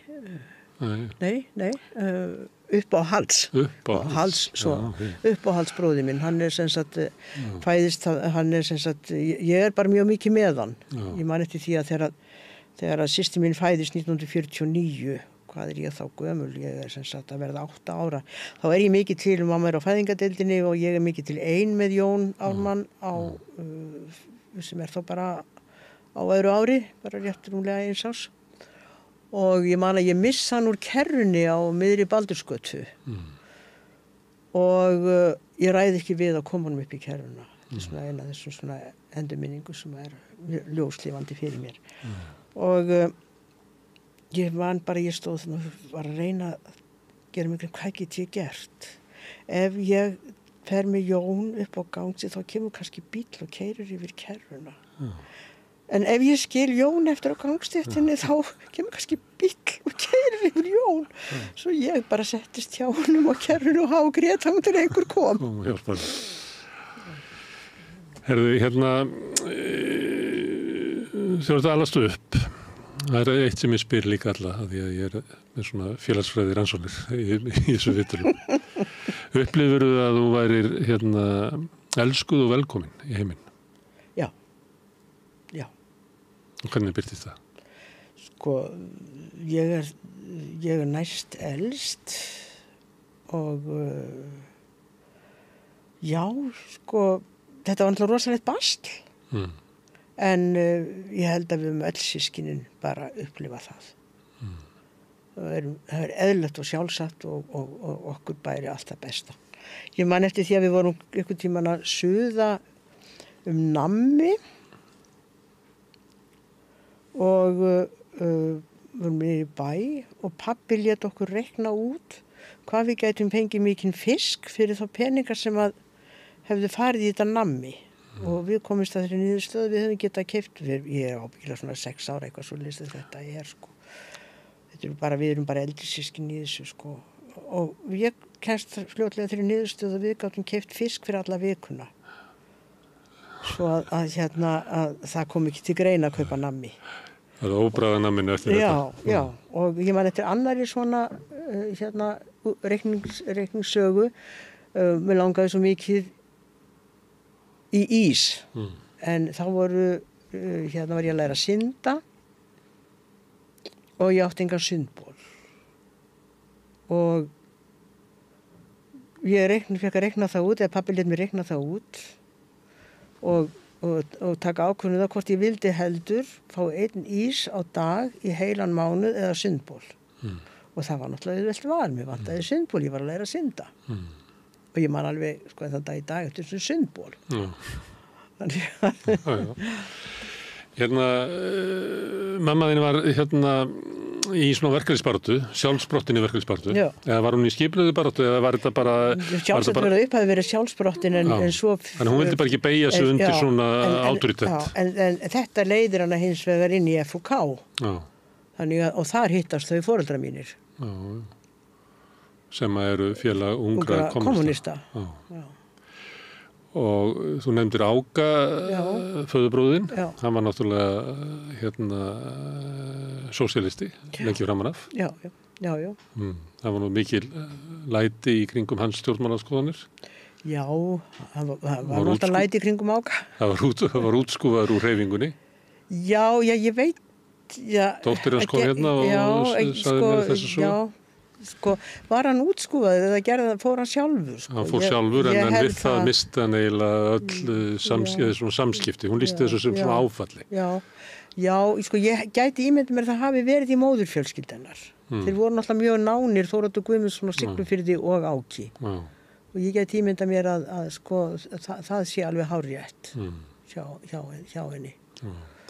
Já, en faðir minn var mikill rósemdamaður og En kommunisti? Nei, pabbi og hvað var mamma hann að gera í Félagi ungra kommúnista? Já, sko, það var ekkit annað til á þessum tíma sem barðist fyrir réttindum fátæks fólks, baráttuglaðs fátæks fólks. Þau eru ábyggilega fyrsta fólki sem að sko fer í sósíalistaflokkinn og ég heyrði aldrei kalla sig kommúnista. Aldrei. Og ég veit að Áki var alltaf að skamma pappa fyrir það hvað hann væri eitthvað vitaliðlaus. Hún fannst hann ekki vera nógu harður og duglegur. Þau eru komin í sósíalistaflokkinn áður þú fæðist? Já. Nokkrum árum áður, 3 árum áður. 3 árum áður, sko. Þau hafa ábyggilega stofnendur þar. En þú sagðir áðan að pabbiðin hefði ekki fengið fastráðningu, alltaf verið lausa, Það færði ekki fyrir 47. Heldur að það hafi verið af því að hann var vitlausur megin í pólitíkinni? Með við bæjaryfirvöld? Sko, ég veit að það var forveri hans hélt-stöðunni. Já. En trúlega hefur hitt haft líka eitthvað að segja. En forveri hans í starfi hélt-stöðunni en saði hann ekki upp fyrir 47. Og þá var pabbi fær hann stöðu. En án efa, mér veitum hvernig þetta var yfirleitt með kennara, sko. Ég hef ekki skoðað þetta og þú er ekki að fullir það neitt. Nei, það var þannig að það varð engin skólastjóri nema að vera sjálfstæðismaður og ekki eins og yfirkennari. Nei. Og mikill ótti íhaldsins við það að sósíalistar eða kommunistar væri einhvern veginn að gera byltingu í gennum skólakjörfið með heila þóðbörnin. Sko, gömulsag og ný við sameiningu Þýskalands, þá var öllum kennurum í Austur-Þýskalandi sagt upp. Það byrja upp á nýtt þá. Já, bara konur á mínum aldrei voru settar á atvinnuleysskrá. Svakaleg meðferð á fólki á miðjum aldri og fullu fjöri. En þetta var pólitískt heimili? Mjög. Þannig að þú férst bara pólitíkina og réttlætisbaráttu fátæks fólks bara með móðumjólkinni svo settir? Með móðumjólkinni, drakkat með móðumjólkinni. Og sem betur fer sko var lokastígun svona svolítið eins og lítið þorp. Já. Og sjálfsagt mikið að fátæku fólki þar. Þannig að ég vil ekki halda því fram að við höfum orðið fyrir neinu aðkasti þar eins og ég get ímyndað mér að í einhverjum öðrum hverfum eða öðrum götum fólk hafa orðið fyrir. En kannski gerði ég mér ekki heldur grein fyrir því bara vegna þess að þetta var samhent og ástríkt heimili. Og ekki aldrei verið að kvarta. Ég man ekki eftir því að foreldrar mínu hafi kvartað yfir einu eða neinu. Þetta var bara daglegt líf. Og þessi lífsástæða sem hún færð með móðumjólkinni, þú er ekkert breytt henni að ráði eða? Nei. Ég er afskaplega gamaldags í hugsun. Ekki sér neina ástæðu, ekki? Nei, það hef ég ekki. Ég er alltaf með efasemdir allt mögulegt, sko, en grundvallar þessi réttlætiskrafan og baráttan gegn óréttlætinu og... Bara, náttúrulega kvennabaráttan tók við hjá mér. Já. Og hefur alltaf verið mjög rík. Ég held að ég byrjaði kvennabaráttu sko strax 10 ára gömul. Þá vorum við fluttin á Rauðarárstíg og ég er að breiða fisk hjá ísbirninum. Maður fór og hjólaði frá Rauðarárstíg og vestur á Seltjarnarnes til þess að breiða og svo hjólaði maður heim og svo hjólaði maður aftur klukkan 3 og tók saman og mér var það mikið kappsmál að bera á móti strákum og sýna fram á það að við værum alveg jafngildar og það kæmi ekki annað til greina en að við fengjum sama kaup. Og var það þannig? Já, með börn. Svo þegar ekki þegar var konið fullorði, nei, með börn var það sama. Verið bara 40% lægra. Já, þetta var hræðilegt. Og þetta var komið ekki krafan sömu laun fyrir sömu vinnu. Komið eiginlega næstu því bara utan með einhverjum samþyktum alþjóða vinnumálastofnunar og flera. Já, ég hugsa það sé rétt. Þetta kom ekki innan úr íslenskri verkalýðshreyfingu. Ég hugsa það sé alveg hárrétt hjá þér enda verkalýðshreyfingin oft á tíðum mjög gamaldags. Rosalega karllæg. Karllæg, alveg svakar. Svanur Gott dæmum það er náttúrulega þegar við rauðsokkar ætluðum að ganga 1. maí með Venusarstyttuna. Þá stóðum við svoleiðis í stappið að fá að vera með. En voruð ekki aftast? Jú, okkur var, í lokin fengum við leyfi til að vera þarna aftast. Já, en Svanur sagði mér einhvern tímann að þeir vorum okkar að spjalla saman. Það var eitt bara því sorglegasta sem hefði gerst í íslenskri samfélagsþróun, hvernig skildi á milli kvennarhreyfingarnar og verkalýðshreyfingarnar svona 1920-30. Það hefði orðið svo miklu betra samfélagi ef að karlarnir hefðu ekki einmitt. Bólað konunum einhvern veginn. Já, og hvernig þeir létu þessar launamismun viðgangast. Tókuðu aldrei upp sem þeirra mál. Aldrei. Og það komaði utan, sko. Og sko málefni heimilanna, það ekki fyrir Bía Bjarnfríður Leósdóttir og hennar stöllur fara að berjast fyrir sko leikskólum barnaheimilasum tíma sem að sko verkalýðshreyfingin tekur þetta eitthvað upp á sína arma. Og það var að þeim að þakka. Konurnar á Akranesi og konurnar hér í Reykjavík og verkalýðshreyfingun hér í Reykjavík. Þetta á líka við svona sósíalísku hreyfingu, þó svo að konur hafi kannski tekið þátt meira í starfinu þar en annars staðar, að þá var þetta rosalega karllæg hreyfing. Mjög karllægt. Ég hef nú verið að skoða svo lítið þessar endurminningabækur. Það alltaf komið svona hinn og þessara svona vinstri væng, það alltaf komið fyrir bara þarna eftir 70 sko að það sé minnst á konur. Það samt voru marga konur sem voru að starfa í hreyfingunni og maður þekkir það bara úr ættasögum hans fólks og konundar litu á þetta alveg eins og var náttúrulega bara út allan heim að þá inn í sósíalísku baráttu var líka von kvennanna réttlæti. Bara við trúðum því. Ég skal bara alveg fullkomlega játa það og þegar ég í námi í Austur-Þýskaland og menn voru afskaplega stoltir þar af því hvað þeir gerðu mikið til þess að auðvelda konum þáttöku í lífi með barnaheimilum og jöfnum rétti og jöfnum launum og þeir meðal annars sko áttu konur rétt á einum húshaldsdegi í mánuði og ég spurði af hverju konundar. Já. Þetta var algjörlega sko lokuð bók fyrir þeim. En samt var það þannig, Guðrún, eða ekki, að sko staða kvenna fyrir austan Játtveld, hún var hlutfallslega betri heldur en kvenna fyrir vestan. Hún var náttúrulega allt önnur sko, algjörlega. Það voru þáttakendur allstaðar, þær voru menntaðar og þær voru allstaðar. Þær keyrðu Straßenbahn og sporvagnarna og þær voru í stjórnum og þær voru forstjórar. Fyrirverandi tilvonandi tengdamóðir mín til dæmis, hún hafði verslunarskólamenntun og var innkaupastjóri fyrir Charité, altså stóra sjúkrahús Berlínarborgar og hún lendur upp á kant við yfirlækni og segir sína meiningu sem verður til þess að hún fer og hún bara snarast að verður yfirmaður í VIB raforku fyrirtæki í Berlín, stóru risa sem hafði með alla sko raforku framleiðslu fyrir Berlín að gera. Þannig að sko, og hún þá kona komin yfir 50. Þetta hefði aldrei getað gerst fyrir vestan. Nei. Og þetta gat sósíalisminn, og þannig hafi verið skakkur og beklaður og feðraveldi væri ennþá þarna innanum og sama við. Þá var munurinn á þessum árum líklega kannski svona 1950 og stöðu kvenna í austurinn og vesturinn ótrúlega mikill. Ég nú þarna á 7. áratugnum og það var alveg sko stórkostlegu munur. Konurnar voru heimavinnandi fyrir vestan. Enda sko þegar ég kem heim frá námi 69 það fyrsta sem að augum mín opnast fyrir það hvergi neins þar konur að sjá. Þær voru bókstaflega hvergi. Eftir að hafa verið í Austur-Þýskalandi. Það var ein kona prófessor verður þannig þetta leiti eða eitthvað setna prófessor við háskólann, Margrét Lagnir. Þannig að sko það var engin kona sem keyrði strætó. Nei. Það var engin kona sem var leigubílstjóri. Nei. Það var engin kona neins staðar þar sem að sást konur. Ekki í pólitíkinni, ekki í viðskiptalífinu. Þetta var sko bara gjörsamlega nýr heimur fyrir mér. Já. Og upp úr þessu sprettur náttúrulega rannsóknarhreyfingin. Já, herðu, við skulum aðeins fara aftur. Þegar maður ekki svona þegar maður 12 ára, að þá veit maður alveg að maður munið fullnóldast. Maður veit að verður eitthvað úrmanni annað, að maður verður og það svona kannski ágætis staður að spyrja þig. Þegar þú 12 ára og þá ertu náttúrulega þá fjölskyldan á hrakhólum og erfiðleikar.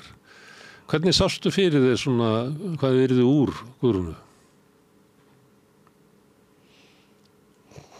Þetta erfið spurning. Mér leið ekkert vel, eins og ég sagði að það kom þarna 4 ár sem mér líður ekki vel. Ég get eiginlega ekki sko útskýrt það nánar og ég er döpur á unglingsárum. Ég man eftir því að ég er að taka upp kartöflur að hausti til með móður minni. Við áttum kartöflugarð við Trípoli bíó, sem sagt núna er Árnagarður.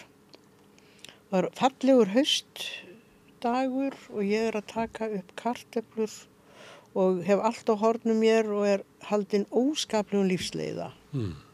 Og móðir mín leggur frá sér gaffalinn og segist ekki skilja þetta. Hún lýsir stöðu sinni 14 ára, sko, einsumul, foreldralaus, hjá vandalausum, vinnur bara baki brotnu. En hún sagði það var svo gaman. Það var svo gaman, sólin kom upp, það var svo gaman og hún lýsti fyrir mér, sko, gróðrinum og lyktinni og öllu saman og ég skil þetta ekki. Þú hefur allt. Af hverju liggur svona illa á þér? Og þetta var mér mjög lærdómsríkt. Þetta er alveg ógleymanlegt. Ég sé móður mína fyrir mér, lágvaxin, sko, kastandi frá sér gaflinum og útskýra þetta fyrir mér og skilja ekkert í þessum lífsleiða mínum. Ég hafi allt. En ekki rakt þetta lífsleiðan burt? Nei, en það var ekki reynt þetta að tala leiðan úr fólki með þessu. Það einu sinni var þetta verra. Þetta gerði það nú reyndar ekki, en var mér samt minnistætt. Mér fannst þetta óréttlátt hjá mér að vera svona. Og ég sjálfsagt eitthvað reynd að taka mig á. Og þú veist ekki hvað það var? Nei. Ótilgreindur lífsleiði. Já, ótilgreindur lífsleiði. Og mjög átakanlegur, sko. Ég bara man eftir því hvað mér leið rosalega illa. Sástu ekki bjartan dag? Nei. Það myndi vera þá bara þunglindi? Ég hugsa það myndi vera sjálfsagt núna, sko. En nú varstu svona ung, bara 9, 10, 11, 12 ára? 12, 13, 14, sko. Já, svo ferði nú sjálfsagt að rjáttla á mér og hérna, ég var alltaf fjörkálfur í skóla og hafði gaman að vera með fólki. Táningsárin er reyndar mörgum svolítið erfið, sko. Já. Finnst æskan góð og hundleðilegt að vera unglingur. Einmitt, svo skánaði þetta aðeins. Svo skánaði þetta og fer bara batnandi. Býttu bara og þú komur að minna aldur. Já, það ég verið alltaf trú á því. Ég verið alltaf hlakka til eldast. Ég held að það skáni bara. Ég var heldur ekkert sérlega, þú veist, unglingárin mín eru mjög sérstök, sko. Já. Mjög vegviltur og bara vissi ekkert, var eiginlega alltaf að bíða til að ringt inn og mér verið sagt hvað þetta snúa, sko. Já. Ég botnaði ekkert í þessu. Einmitt. Ég man bara mjög, sko, mér fannst þetta líf svo tilgangslaust. Já. Mér fannst ekki að við bara fæðumst hérna og til hvers. Þessi spurning var rosalega eitthvað þung mér.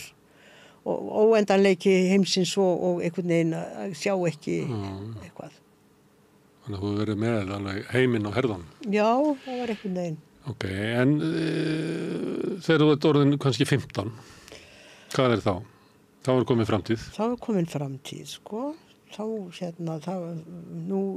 Ég fer í landspróf. Ég er í Lindagötuskólanum, sem þótt nú ekki góður skóli þá. En það var svona, verður svona ekkert svo leiðinlegt þar. Áttu þið að mennta ykkur, þið systkini? Já, það var bara sjálfsagður hlutur. Það var alveg sjálfsagður hlutur, sko. Og engin greinarmunur þar gerður á hvort að stelpa eða strákur, sko. Og talandu það, fékkst þú sama uppeldi og bræðinir? Algjörlega, held ég. Vissulega hlýtur umhverfið að hafa mótað eitthvað vegna þess að það var allt önnur stað að stráka en stelpna. En af hálfu foreldra mína að svo miklu leyti sem þau hafa verið sjálfráð, þá fengum við sama uppeldi. Sjálfsagt hefur eitthvað síast inn á því að það var auðvitað. Þetta var svo kynjaskipt. Þú sjónar ekki bræðurinn til borðs? Nei. Og ég var náttúrulega mjög snemma hvernig þetta kelling. Af hverju verður hann ekki að gera þetta? Af hverju á ég að gera þetta? Af hverju þarf hann ekki að gera þetta? Og móðir mér var sjálfsagt bara mjög meðvituð um þetta. Hún var hvernig þetta kona og var bara sjálfsagt mjög meðvituð um þetta.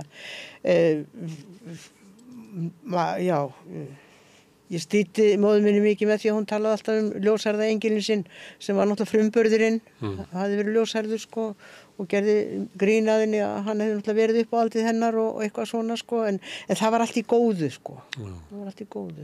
Og ég, sko, held að það hafi ekki verið meðvituð nein mismunun.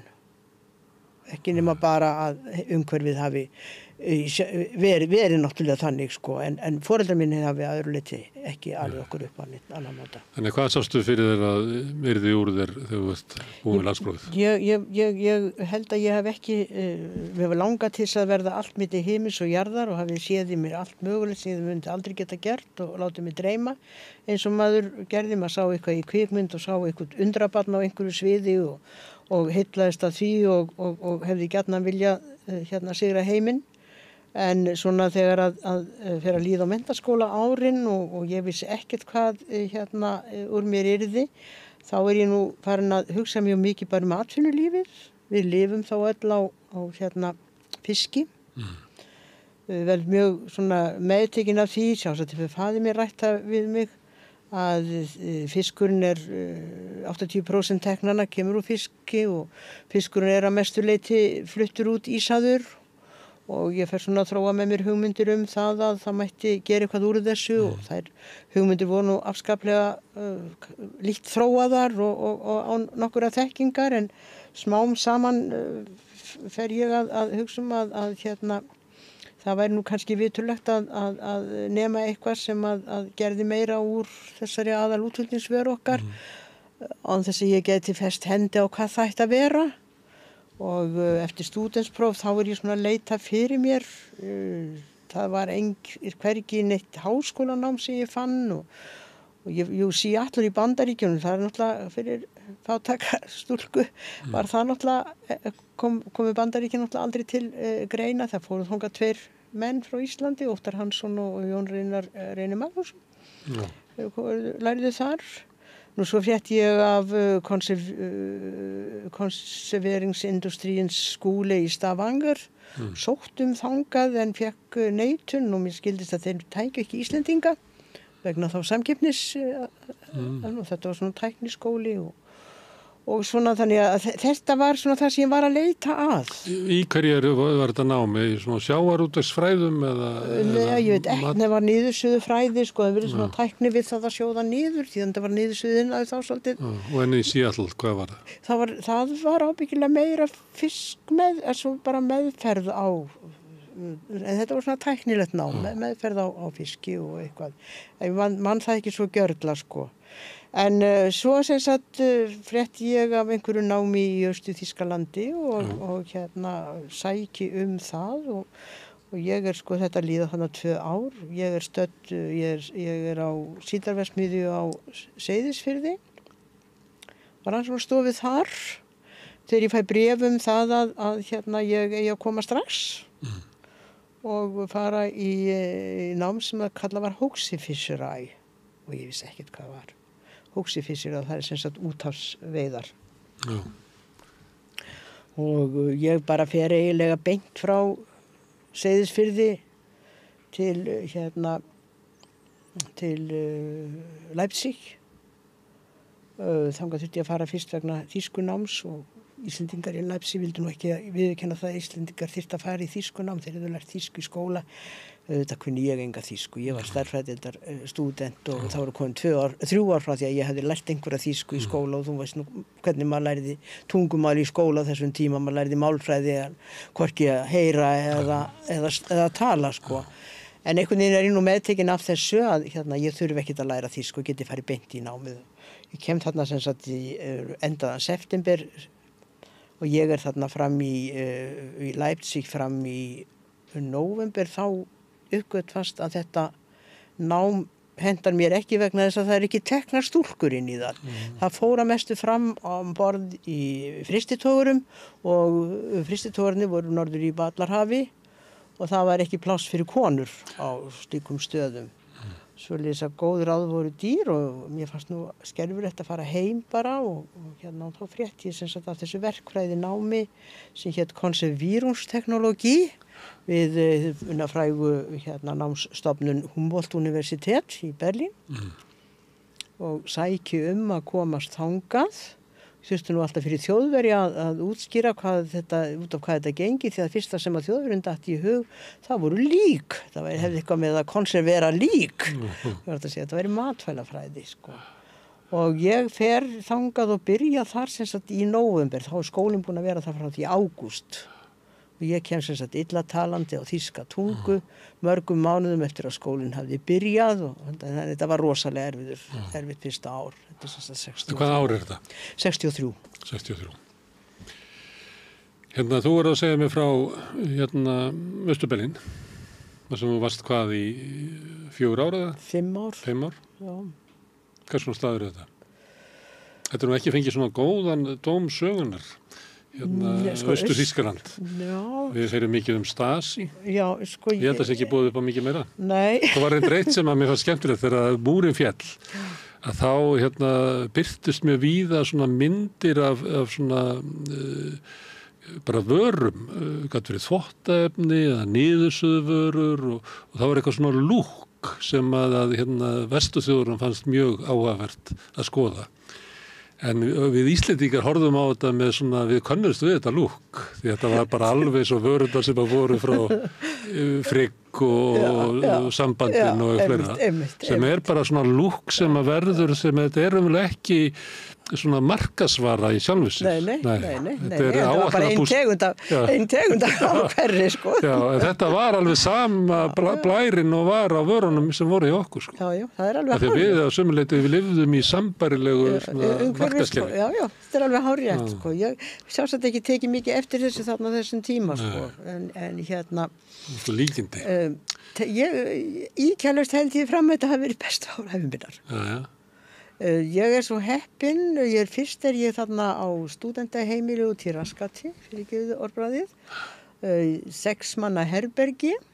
Ég er sko þarna nýkomin frá því að vinna 8 tíma, sofa í 8 tíma, vinna 8 tíma, sofa 8 tíma á síldarverksmiðju á Seyðisfirði og er komin þarna í 6 manna herbergi með þýskum konum. Og klukkan 8 þá er byrjað að kvöldi þá er byrjað að spyrja Max du Lange ætlar að vera lengi að því að þá fara þær bara að sofa. Ég get nú rétt ímyndað ykkur, þetta var nú ekki akkurat lífstíl minn. Ég hefði nú kannski haft gott af því að fara bara að sofa 8 og venja mig á eitthvað reglulegt líf. Og ég er hérna sem sagt fram að jólum fer til bróður minn sem var þá í Finnlandi, hann lærði þar arkitektúr, mjög ævintýraleg reisa svona peningalaus stúdent með lestum og ferjum til Helsinki. Og þegar ég kem tilbaka í byrjun janúar þá fer ég til skólans og fer fram á það að ég fá að flytja mig og finna mér herbyggi niður í bæ. En þá fer ég inn á lítið stúdendaheimili sem að var með nemendum frá öllum heimshornum og öllum áttum, öllum fögum. Já. Þannig að þarna var algjör grautur, sjóðandi grautur, hugmynda, skoðana, reynslu og fyrir mig var þetta hreinasti ævintýraheimur. Landimunarn heitinn Erlendsson, hann kallaði þetta kærleiksheimilið og gerði mikið grín að mér, hann var þá samtíma mér í Berlín. En þarna átti ég svo dásamlega daga og eignaðist þar vini fyrir lífstíð á þá enn, bæði búandi í Berlín, búandi í Sofía, búandi í Budapest, Afríku, Spáni. Alveg þetta var ótrúlegur heimur og gaman, óendanlega gaman. En á þessum árum var svona æskulís upplýsa í vestrinu. Var hún það líka í austrinu? Nei. Ungt fólk í austrinu leit svo á að það væri að fara að lifa lífi foreldra sinna. Á meðan að kannski í vestrinu var hugmyndin að við getum kannski lifa einhverju öðru lífi. Já. Ég fór til Vesturberlínar til að taka þátt í svoleiðislu. Ég var í Vesturberlín þegar Benno Ónisorp var drepinn. Og ég gat sem vestrænn þegn farið á milli. Aðrir gátu það ekki, þetta er eftir múr. Í félaga mínir, við vorum alltaf mjög upptekin af Víetnamstríðinu. Og ég tók þátt í mótmælagöngum fyrir austan vegna þess. Og það er umverulega eina sem ég man svona úr pólitíkinni, það er sem sagt Víetnamstríðið. Maður fylgdist grannt með öllu þar og Ég til dæmis að því að ég veit að ágætu hjón Einar og Guðný hafa verið að fara með fólk til Víetnam og dásamað að fara með þeim. Ég gæti ekki hugsað mér að fara þangað. Það bara myndi spretta fram myndirnar af þessum skelfingum, af þessum hörmungum, af þessum, hvað Bandaríkjamenn gerðu þarna, það mun aldrei hverfa úr mínum huga. Það var svo svakalegt, sko. Og núna erum við að upplifa það sama, sko. Þetta er svo hræðilegt að ég held ég myndi ekki treysta mér, sko. Það var engin uppreisn í þessu fólki. Maður ræddi við ástandið, það var helst ég sem var alveg brjáluð yfir einhverju þarna fyrir austan. Þá það sem upp úr stóð, það var ferðafrelsið. Ófrelsið. Það var það sem að mínir samstúdentar sko tóku upp og ræddu sín í milli. Og náttúrulega líka vegna þess að það voru fjölskyldur náttúrulega klofnar á milli. Rosalega flókið, sko. Þegar ég þarna þá nú opnað fyrir fjölskyldur, sko, voru dagar. Það var rosalega gaman, sko. Það var enda setna, sko. Það er svona 67 líklegast sem að það er fyrsta sinn svona fjölskylduopnun og ægilega gaman fyrir fólkinu sem að fara að sjá systkini sín. Það var fyrsta sinn í hvað? Er ekki múrin 61, 5, 6, 7 ár, sko, hafði það ekki séð sína nánustu, sko. Og það er mjög eftirminnilegt. En þetta voru mjög góð ár. Það var ekki nein pólitísk degla? Nei, það var það ekki, sko. Eins og heyrði fólk hérna sem úr Sovétríkjunum, svo það var þetta eitthvað þannig að hér á árum áður að þá gátum við, máttum við ekki hallmæla stjórnvöldum, en við gátum rifist við verkstjóran. Núna eftir hrun Sovétríkjanna, að þá megum við sko hallmæla stjórnvöldum, þetta var fyrir Pútín-tímann, en við verðum að beygja okkur undir verkstjóran. Það var munurinn á sko, þetta er sko hlýðni innan fyrirtækjanna og ófrelsi þar. Já, ég veit ekki, sko, nú náttúrulega... Eða var þetta bara hlýðni við allt kerfið, alveg frá... Ég held það, sko. Það má ekki gleyma því að ég er þarna á tímum vonar. Þetta er Krústjóf-tímabilið. Eiríkur er að hressast. Vöruúrval er að aukast. Þetta er alltaf skána. Menn eigðu von. Og sko fólk þarna komið á miðjan aldur hafði ég upplifað nasismann og Weimar lýðveldið. Þetta fólk, það var bjartsýnt. Það er allt að lagast hjá okkur. Það sveltur enginn, það geta allir farið í skóla. Við erum með heilbrigðiskerfi, eins og einhver orðaði það, sko, við fengum heilbrigðiskerfi, við fengum skólakerfi, menntun, við mistum kvöldmatinn og hádegismatinn og morgunmatinn, sko, eitthvað svoleiðis, sko. Segi það ekki, fólk hafði þarna, matur var náttúrulega alveg hlægilega ódýr, þegar Austur-Þýskaland hrynur, sko, þá er ódýrara fyrir bændur að gefa svínunum brauð en að kaupa fóður. Sýnir, sko, hvað mekanismi var orðin ruglaður, sko. En ég er þarna virkilega á tímum þegar að fólk eigði von. Þú er líka ung og þá er maður fullur af von. Jú, það líka, nema þegar maður er dapur, táningur, eins og þú varst. Það er alveg rétt, sko. Já. En sko, sameining yfirtaka. Algjör. Og ekki undrað að ástandi sé, pólitíska ástandi sé svona í Þýskalandi. Það er skýringin á þessu pólitíska ástandi og veistu það að þetta á eftir að versna. Fólkið vestanmegin, það erfir. Fólkið austamegin erfir ekki. Þannig að fjárhagsstaðan hún bara versnar, eða mismunurinn á fjárhag á bara eftir að versna. Og hugsaður að allar konur á mínum aldrei eru atvinnulausar. Reknar heim. Úr skólanum er svo að segja. Skólafólkin, barnaheimilin, allstaðar, sko. Já, og barnaheimilin lokuðu. Þetta var öfug bylting. Já, þessi samfélagslega eign sem að fólki átti í framleiðslutækjum og ýmsum stofnunum, að þetta var náttúrulega bara rænt. Alveg í Austur-Þýskalandi, alveg eins og í Rússlandi. Já, ég hef góða sögu frá þorpi sem ég þekkti dálítið mikið til, Ukrmunde. Það er þorp við sjó frá Eystrasalti, Hafelsi. Þar bjó eða fyrsta vinkonan sem ég eignaðist, á þessu fyrsta stúdendaheimili sem að hún eignaðist dóttur einsömmul og lét hana heita í höfuð á mér, þannig að mér fannst ég svona, mér bæri skylda til að sína henni ræktarsemi, svo ég kom þannig að hún gerðist kennari þannig í Ukrmunde. Þarna lifðu allir á sjó. Þarna voru sem sagt gert út svona minni bátum í þessum hafhelsi og þarna var fiskvinnsla. Við yfirtökuna eða sameiningu, hvað sem við munum kalla þetta, þá nýbúið að byggja þarna risastóra niðursuðuverksmiðju. Og ég var búin að skoða hana, því kom ég heimsókn og skoða hana og rægilega mikið spennandi tækjum þarna og ég sá að þetta var bara mjög spennandi verksmiðja. Og þarna gerðist það sem gerðist alls hvergi eiginlega annar staðar í Austur-Þýskalandi, eða mér vitanlega ekki. Þarna sameinast landverkafólk og sjómenn að gera tilboð til hvað heitir þetta? Fræhand? Nei, hvað heitir stofnunin sem að sá sölu? Tróihand.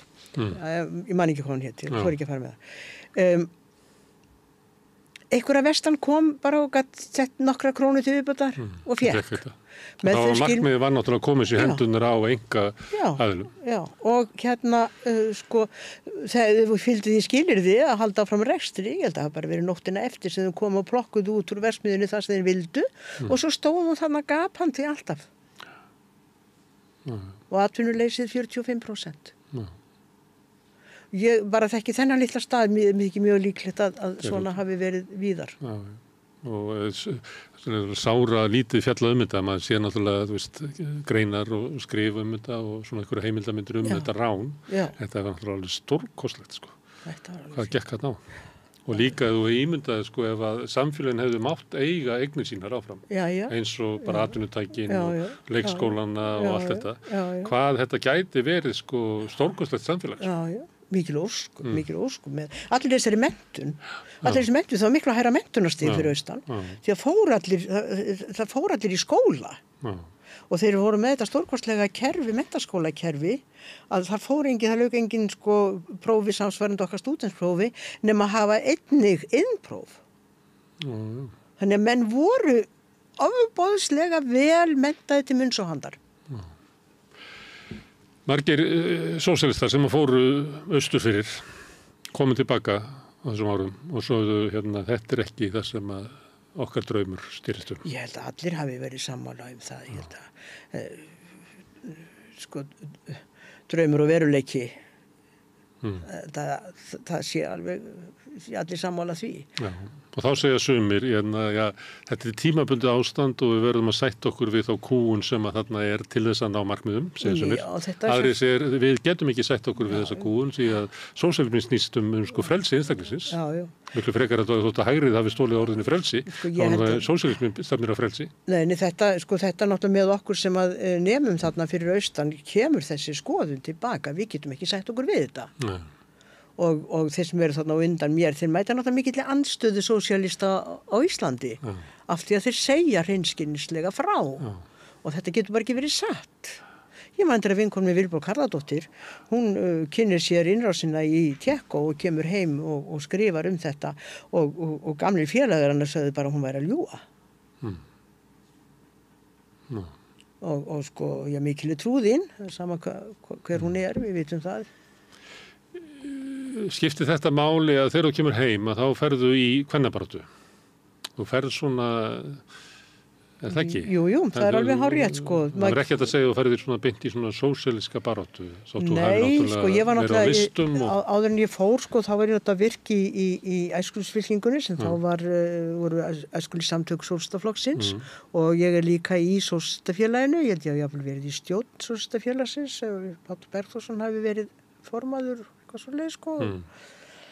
og þegar ég kem heim ég kem ekki heim fyrir 69 þá ég hugsa oft með sjálfur mig líklegast ég heppin, ég vil alltaf verið í útlöndum þegar hrikalegir flokkadrættir hafa verið í vinstri hreyfingu á Íslandi það var oft talað tónabíósfundin og ég var sem betur fer í Austur-Þýskalandi þegar að tónabíósfundurinn átti sér stað.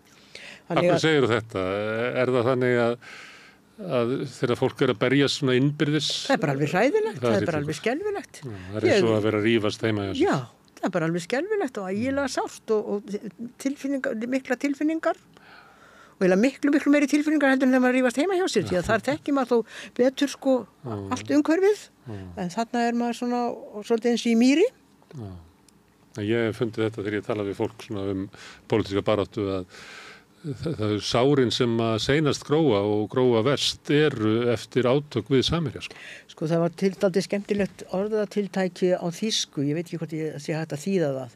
Freund, Parteifeind, Parteifreund. Stigmögnun sko óvinskaparins. Það er hræðilegt að lenda upp á kant við vin sinn. Það er ennþá verra ef þetta er nú flokksfélagiðinn þó að sé í óvinna liðun í flokknum. En verst af öllu er að lenda upp á kant við flokksvinðinn, altså vinðinn í flokknum. Og þetta segir aldrei mikið, sko. Það er sársaukafyllst. Já, ég veit það. Og það er ekkert mál að vera að berjast við óvinnin hann út á vellinum. Nei. Það er bara gaman. Já, einmitt. Já, ef maður hefur eitthvað sko skjól í tjaldbúðinni að kveldi til þess að vera með vinnu sinn. Einmitt. Þannig að þegar þú kemur heim, ég bara velta fyrir mér sko að því að þá er að það er að byrja svona ákveðu tímabil í pólitíkinni. Þá er Alþýðubandalagið nýorðin stjórnmálaflokkur. Já. Og ég man eftir því að það var til einhverja eftirreitur af Sólstafélagi Reykjavíkur og þeir svona höfðu samband við með því en ég sagðist myndi væri gengin í Alþýðubandalagið og væri mjög hreint þeirri sameiningu sem þær hefði átt sér stað og ég sem sagt fer strax að taka þátt þar í félagsstarfi. Ég er mjög fljótlega í stjórn Alþýðubandalagsins í Reykjavík þegar með Þóru Vigfússyni og svona þannig en kvennabaráttan átti auðvitað og ég starfa í Alþýðubandalaginu samhliða þess að við stofnum Rauðsókarhreyfinguna og starfi mínu þar. Já. Þannig ég er svona báðum stöðum. Það sem ég er að hugsa er að það er einhvern veginn svona þróun í sósíalísku baráttu á eftirstríðsárunum að þá svona á 7. áratugnum að þá kannski fyrir vestan á Norðurlöndunum og fleira þá hefur náðst sigrar, kröfur verkalýðshreyfingarinnar aðgengi að menntun, öruggt húsnæði, heilbrigðisþjónustu og fleira hafði náð fram og kannski svona staða og virðing fólks, það voru alþýðan var komin að borðinu, að það var það í samfélagssáttmálanum var það að taka tilliti til hennar. Já. En þá kemur á sama hátt að þessar kröfur voru kannski ekki nóg og þá náttúrulega kvennarhreyfingin réttur upp hendina og segir við erum til og það er þessi meginströms barátta, hún var ekki okkar og það kom alls konar svona hópar sem að verða. Þannig að einhver leiti er þetta svona kringu 1970 svolítið svona mörk þar sem að sko fylkingin eins og þú varst að lýsa eiginlega áðan að þegar ykkur er vísað þannig aftast í gönguna að það er svona, það er orðið deila það sko fyrir hvernig er gangan. Já. Þannig ég var að velta verið með hvort að þú hefði svona metið að þannig að minnstaður í þessari göngu sem er til þess að berjast fyrir réttlátara samfélagi er þarna aftast með konunum. Já, ég átti hvergi annars staðar í þessari göngu. Og ég skal alveg fúslega játa að ég hef ekki átt auðvelt með að standa í verkalýðsbaráttu. Ég hef einu sinni ég hef tvisvar sinnum tekið þátt í baráttu laun. Fyrra skiptið var sumarið 1961 eftir stúdentspróf. Það var allsherja verkfall og erfitt að fá vinnu. Ég endaði með að fá vinnu á sumarhóteli á Laugavatni og vinn þar í eldhúsinu og við vinnum bara eins lengi og við þurfum, eins og hótelið þarf, engin eftirvinna og engin frídagur og ekki neitt. Og ég mótmæli þessu og fæ stúlkur með mér til að fara á fund hótelstjóra. Það reyndar svona hikuðun og svolítið þegar að inn var komið og hann ræðir eitthvað við okkur og enda með því að hann býður okkur einn frían dag og ef hann er unnin 100 krónur fyrir hvern unnin sunnudag. Og ég og svona einhver takmörk á vinnutíma á kvöldinu til eitthvað svoleiðis. Og ég vildi nú eiginlega mótmæla þessu vegna þess að 100 krónur á sunnudegi var bara dagvinnu kaup. En stelpurnar voru með mig, það treysti sér nú ekki meiri baráttu. Svo 63 þá er ég að vinna á Sáttarverksmiðjun á Seyðisfirði og þar eru lögð niður vinna og við erum á vöktum sko og lögð niður vinna og neitað að skipa út nema orðið sé að kröfum okkar og það voru svoleiðis himinn og haf milli þeirra krafna og hvernig að þessu var staðið. Ja.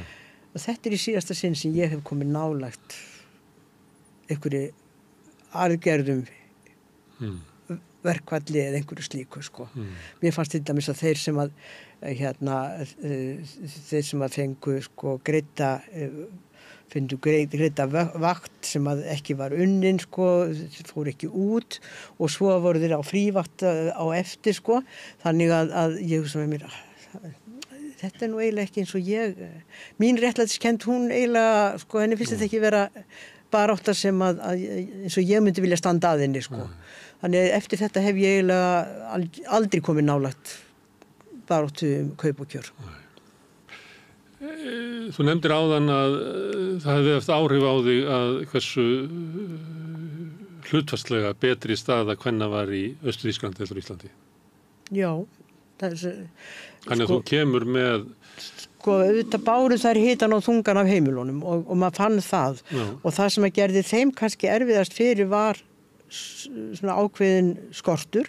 Þær sáu til dæmis að kaupa börnin og fóru út í búð til að kaupa skónúmer 32 og það voru ekki til skónúmer 32 svo að þær fóru heim og yrðu að fara aftur. Og þetta sko sá ég að var vandamál. Þetta er fjórðavaktin. Já, það var það sko.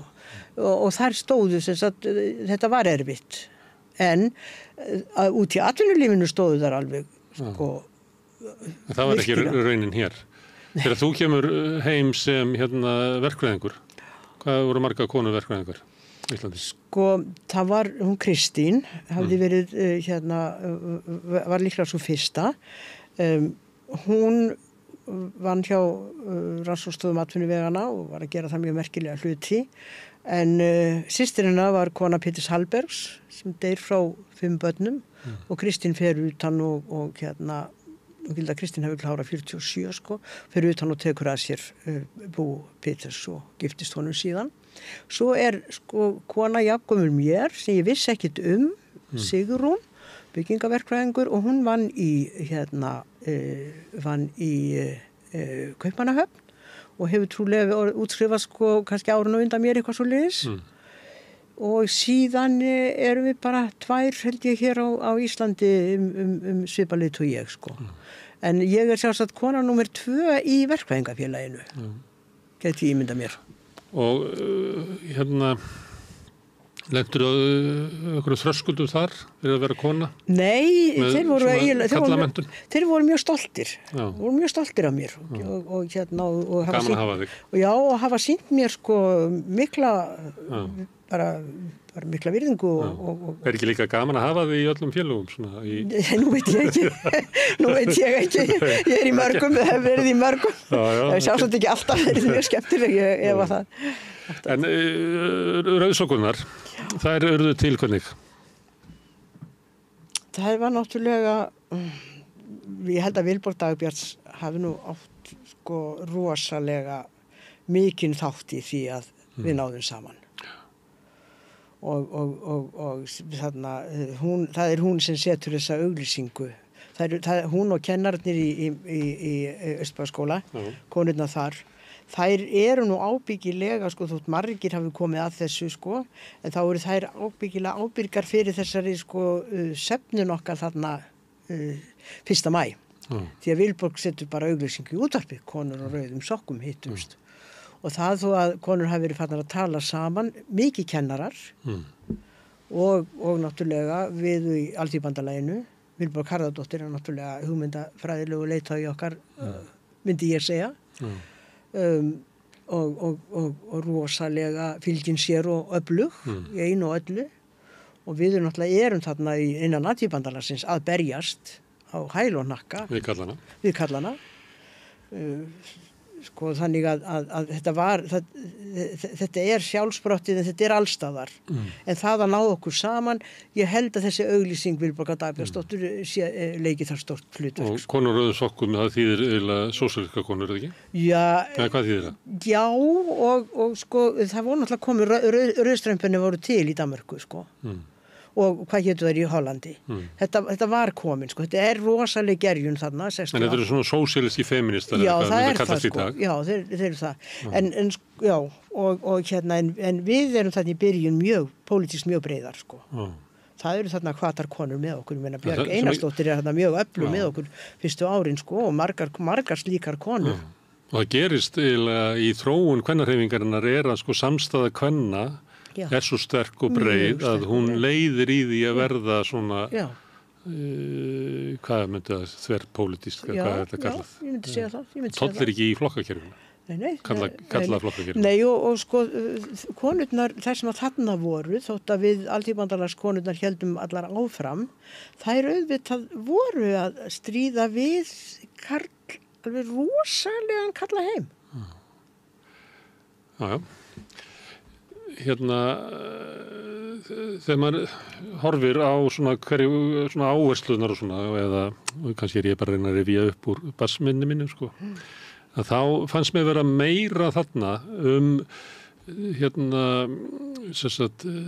hlutverkaskipti kynjanna til þess inn á heimilunum, heldur síðar varð. Mér finnst það svolítið verið að koma aftur núna, en svona, sko, það er náttúrulega mótaðist að þessu konurnar höfðu ekkert val, þær urðu að fara út að vinna en þjóðfélagi tók ekkert á móti því.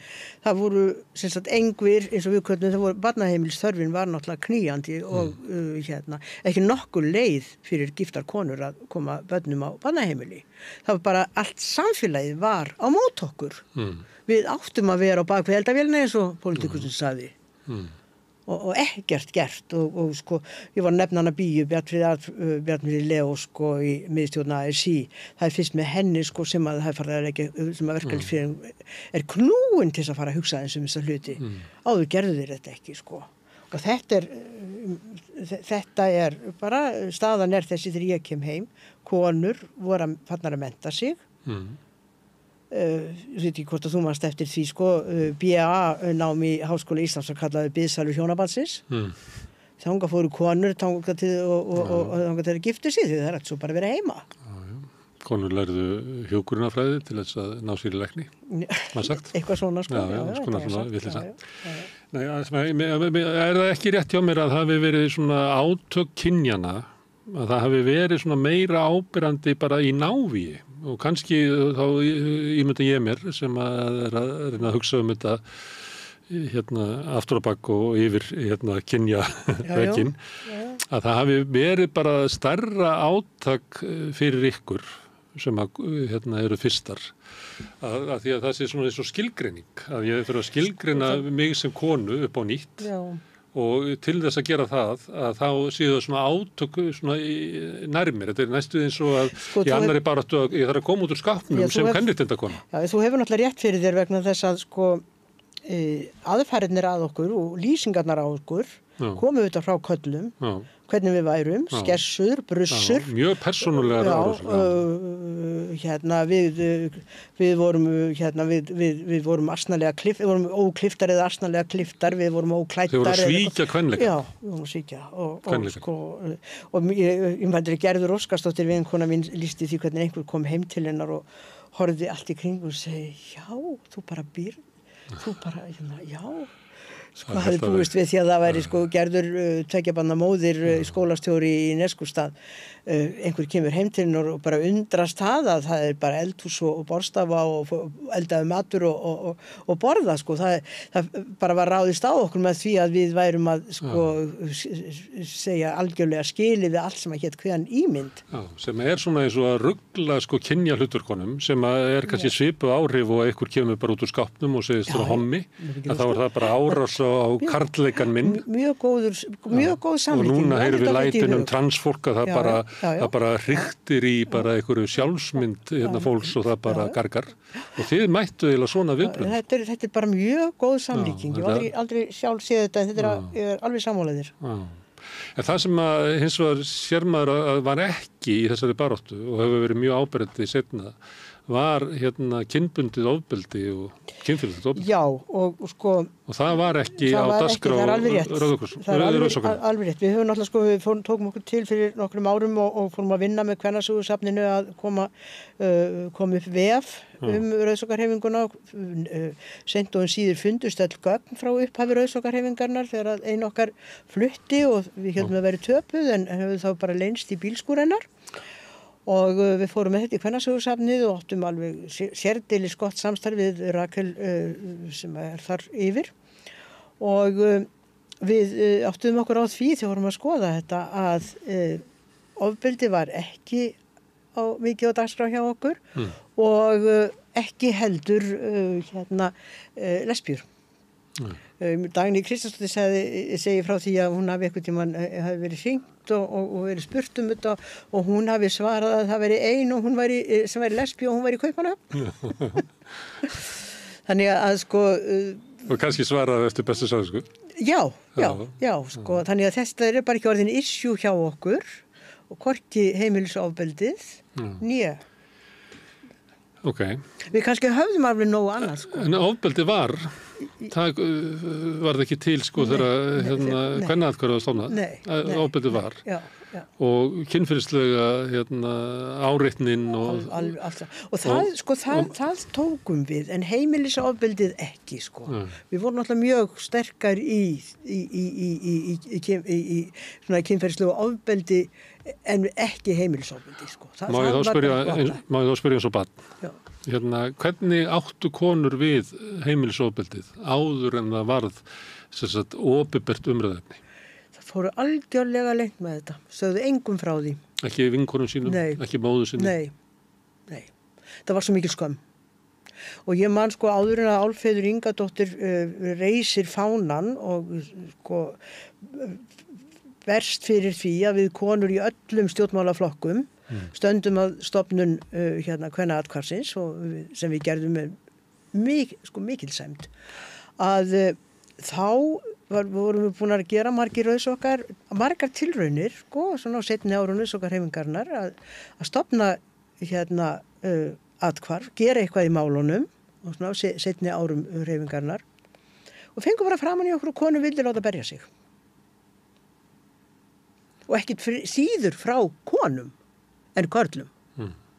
Þannig að þarna verður við stofnun Kvennaathvarfsins verður bara bylting og við náttúrulega konurnar úr Rauðsokkahreyfingunum við komum þarna allar mjög nálægt gangum sko á þeim tíma þá voru náttúrulega ekki launastarfsfólk eða neitt við nutum þess reyndar að þá voru ráðherrar Alþýðubandalagsins í stjórn þannig að við fáum strax stuðning frá þeim það er Svavar Gesson Ragnar Arnalds Þetta er ríkisstjórn Gunnars Thoroddsen og þeir styðja við okkur sko með Oddi og Egg sem að þarf kannski einhvern veginn að reisa við orðstíð þeirra ríkisstjórnar það er margt sem að gerist það væri sko svo sannarlega leigjendasamtökin fengu til dæmis stuðning og leigjendur fengu fyrstu löggjöfina þetta er eiginlega að týna þetta saman sko hvað náðist eða hugsaðir hækkun í hafi já sko bara þetta er náttúrulega alveg sko einstakir það var að ræna okkur og sem er síðan kæft sko af því að þetta hendaði ekki ríkjandi öflum.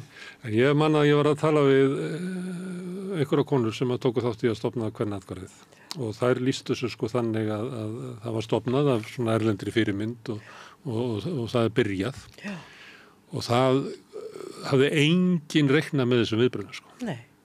Það fyrir þær sem að voru að búa þetta til Nei, það hafði ekki hvarða að þeim hvað þetta var gríðalegt vandamál. Hvað neyðin var mikil og skelfileg. Og sko bara það að opna á þessa umræðu sko hvílíkt graftar kýli opnaðist það var alveg sko óstjórnlegt þegar að við rifjum þetta upp ég var nú sko ég treysti mér aldrei til þess að vera þarna á vöktum ég hugsaði með mig ég væri svo skapstór, ég myndi sjálfsagt ekki þola eitt og annað en var svona ég var alltaf í fjáröflunanemnd og svona í öllum svona nefndum sem að þarna tóku þátt og stóði í því og enn þann dag í dag er ég tengt Kvennaathvarfinu stjórna þar ævinlega aðalfundum hefur verið formaður stjórnar sjálfseignarstofnunar Kvennaathvarfsins til þessa fram til þess að ég var að láta af því núna fyrir nokkrum dögum og bara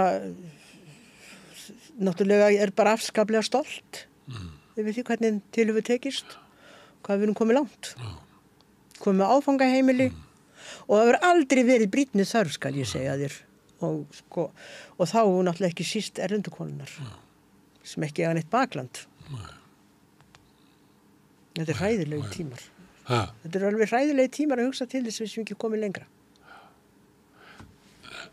En ef þú horfir tilbaka, segjum bara áður og þú ung kona ferð til Austur-Þýskalands og horfir yfir á stöðu kvenna þá og nú, og þóttu horfir núna að tala eins og þú horfir á allt sem er óleyst og þá virðist að vera óklífur hamar sem er eftir. En þegar þú horfir tilbaka og sér hvað hefur áunnist, þá er það náttúrulega líka eitthvað stórkostlegasta. Þetta er það tveir heimar. Já, þetta er bara stórkostlegasta framþróun, bara húmanískrar baráttu sem við þekkjum kvennahreyfingin á síðustu öld. Algjörlega. Ég var að lesa svo stórkostlega bók sem kom út daginn, við sagði Katrína Pálsdóttur, sem verður ekki með 9 börn. Maður með sveitinni minni landsveit og hreppstjórinn þar er strax búin að ráðstöða henni. Hún skulle koma þarna og getur verið með yngsta barnið og börnunum verið komið niður á bæjunum og hún neitar þessu og fer á möluna með börnin sín 9 og berst áfram og verður mjög stórt nafn í kommunistaflokknum og seinna sósíalistaflokknum og alltaf með bara hagbarna og einstæðra mæðra í forystu sko. Að lesa þetta og þetta er svo stutt síðan, svo óskaplega stutt síðan. Þetta er mín barnæska. Og mér finnst ég ekkert gömul kona. Nei, þetta er bara þannig. Herðu, þú vannst á sambandinu. Já. Áðan sagður eitthvað í sambandi sem fór ekkert á hausinn, sagður. Því það er svona, að því vorum að tala Austur-Þýskaland sem er svona félagsheild sem er hrakert og smáð og við erum að reyna svona greina hvað var gott í því og hvað var slæmt og annað svona. Sambandi er náttúrulega annað svona sem að hefur fengið slæman dómsögunar. Og ég finn það bara þegar ég er að tala við svona yngra fólk og maður tala samvinnuhreyfingu og samvinnufélög og þá heyrir maður það bara að þeir sem að komast til svona vits og ára eins og sagt er svona á nýfrjálshyggju árunum, kannski eftir 1990 að þeir erum verið, með kannski svona svipað viðhorf til þess á Austur-Þýskalands eða eitthvað Þetta hafi verið bara eitthvað svona stórkostlegu misskilningu sögunar, þetta væri búið að reyna þetta hefði ekki gengið upp og við ættum ekki að hugsa þetta, nú ættum við bara að láta einkafyrirtæki sjá þetta alls saman. Já, ég fylgdist svo sem ég sjálfur sér ekkert með hruni sambandsins. Auðvitað voru þetta óeðlilega á 8. áratugnum. Þá er þetta svolítið óeðlilegt ástand. Við erum raunverulega bara með ríkið og sambandið. Það er ekkert fjármagn annars staðar. Og svo er sláturfélagið, en sláturfélagið var náttúrulega bara landbúnaðar, Þannig en sambandið er þarna með alla breytina, Sambandið var eina fyrirtæki í Íslandi sem var nógu stórt til þess að geta tekið erlent lán. Já. Og það var hann Hambros-bankinn í London. Hann veitti Íslenska ríkinu lán og sambandinu. Einmitt. Og þegar sambandið frá hausinn, þá veitti hann Eimskip lán og það var ástæðan fyrir því að Eimskip undir stjórn Harða Sigurgeirssonar óx svona gríðarlega mikið og fór að kaupa kvóta og allan anskotan. Þegar þau allt í nú bara streymdu inn peningar, Svo gott dæmi hvernig ástandið er að þegar ég er búin að vera þarna í 6-7 ár, ég man ekki hvað ég var lengi. 69 til 77, 7 ár, að þá get ég eiginlega ekkert farið.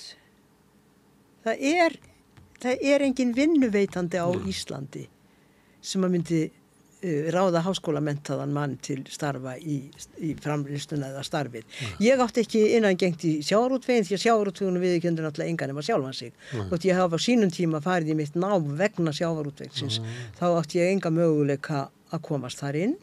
Ég tengi sjávarútvegi þannig skömmu eftir komu minna vegna þess að ég er stjórnarformaður í Sölustofnun Lagmetis og formaður Þróunarsjóðs Lagmetis.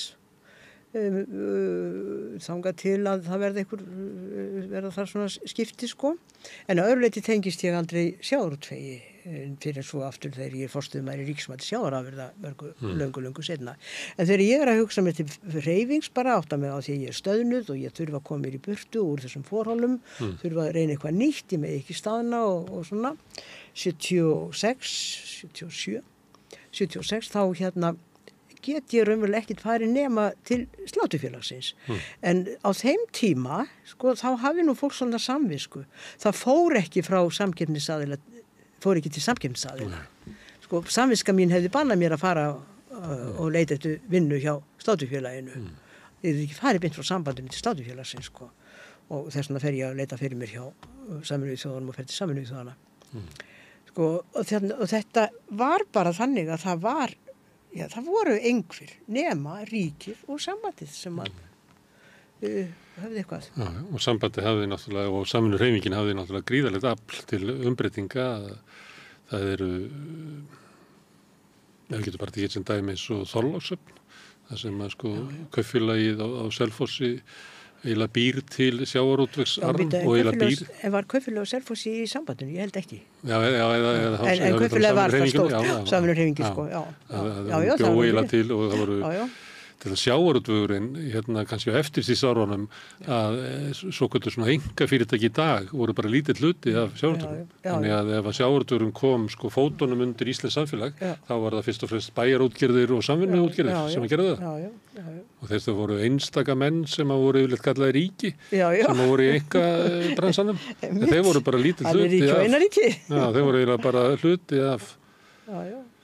Þetta er allt horfið. Þetta er allt horfið. Nú er bara eiginlega engin samvinnu fyrirtæki eftir. Nei. Sparisjóðnir eru farnir. Það er margt sem er farið svona, sem að var hluti af svona, atvinnulífi eftirstríðsárunna. Já, og mikið nær fólkinu. Fólki var einhvern veginn meiri þáttakendur. Já, það er meiri völd. Já, það er meiri völd. Já, og við mistuðu. Já. Það er ég sammálaðir. Já. Og það, við nefndum verkamannabústaðina og húsnæðiskerfið. Já, hugsaðu þér. Og þú nefndir í kennarablokkina, þar sem að þið fenguð inni. Já, almátt, það var alveg bara bylting í þessu þegar þessi byggingarsamvinnu félög ýmsu starfsstjætta. Þau byggðu yfir sig, næsta blokk var símablokkin. Sko, þetta gjörbreytti lífi fólks. Já. Og þetta er víða, þetta er á Kleppsveginum og þetta er inn í Vogahverfinu líka, þar var löggublokkin manni. Það er mitt. Og sem er risastór sko. Þannig að þarna var fólki sjálft að búa sér til sín eigin heimili og hafði svona einhverja stöðu í uppbyggingu húsnæðiskerfisins. En núna er þetta held ég bara 4-5 verktakafyrirtæki sem framleiða íbúðir bara eins og vöru sem er seldar á markaði. Já, það er alveg satt. Sem að leiði náttúrulega líka til þess að skipulagningin á íbúðunum er eins og verktakinn til að vera best að selja. En á þessum byggingasamvinnu tíma að þá voru þeir sem ætluðu að búa í húsnæðinu að hlutast til hvernig íbúðuna voru. Sko þarna þegar að blokkir eins og kennarablokkinu byggð, þá var ennþá sko Skúli er sænskmenntaður og hann kemur með rosalega vel þróaða hugmynd hverju þörf stórfjölskyldunar sko. Seinna, ég býst seinna í Hollywood, blokkinni á Fálkagötu, þá er komið einhver allt annar stíll í þetta. Það eru stóra stofur, barnaherbyggi og þau eru eins og fataskápar. Og sko, það er bara allt önnur hugsun. Og lagari. Svona 10-15 ára seinna sko. Blokkin á Fálkagötu, Hollywood. Já. Rauð, eða ekki? Já, var rauð. Laxness átti íbúð þarna? Já, einmitt. Og leikarar. Og leikarar er mikið. Já. Herðu, Guðrún, við erum múin að fara með því í gegnum æfina og það er þú sért að hreykjast ein lífið. Ég hef ekkert spurt þína fjölskyldu? Nei. Ég giftist seint. Já. Giftist ekki, ég tek saman við síðar eiginmann minn Björn Kristinsson, rafmagnsverkfræðing og prófessor við Háskóla Íslands. Við eigum eina dóttur sem heitir Guðrún, fædd 1983 og Já, Má ég spyrja, af hverju giftistu seint? það vildi mig enginn. Nei, ég var í sambúð í Þýskalandi sem að ég fór úr og átti lengi sárt að binda. Já. Lengi að ná mér eftir það. Tók mjög á.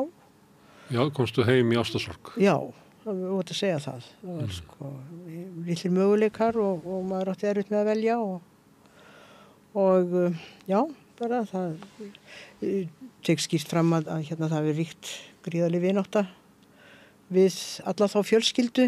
Þriðja kynslóð eru heimsækja mig og eru hjá mér á sumrin og annað þvílíkt og maður þessi fyrrverandi sambýlismaður minn Ekill og ætlaði mér að segja heimsækja mig í sumar en heilsufari minn líklegast komið í veg fyrir það. Þannig að þar hef ég alltaf átt mjög góða vini og það hefur einkennt mig að vináttubönd mín hafa haldist mjög lengi. Ég bjó tímabil í Vínaborg, vann hjá Sameinuðu þjóðunum og eignaðist þá vini sem eru dreifður allan heim og nánir vini mínir að þann dag í dag. Ég er afskaplega heppin með það. En sem sagt, ég missi svo Björn bara, hann töluvert eldri en ég og lést 2022, það var mjög erfitt, hann var þá inn á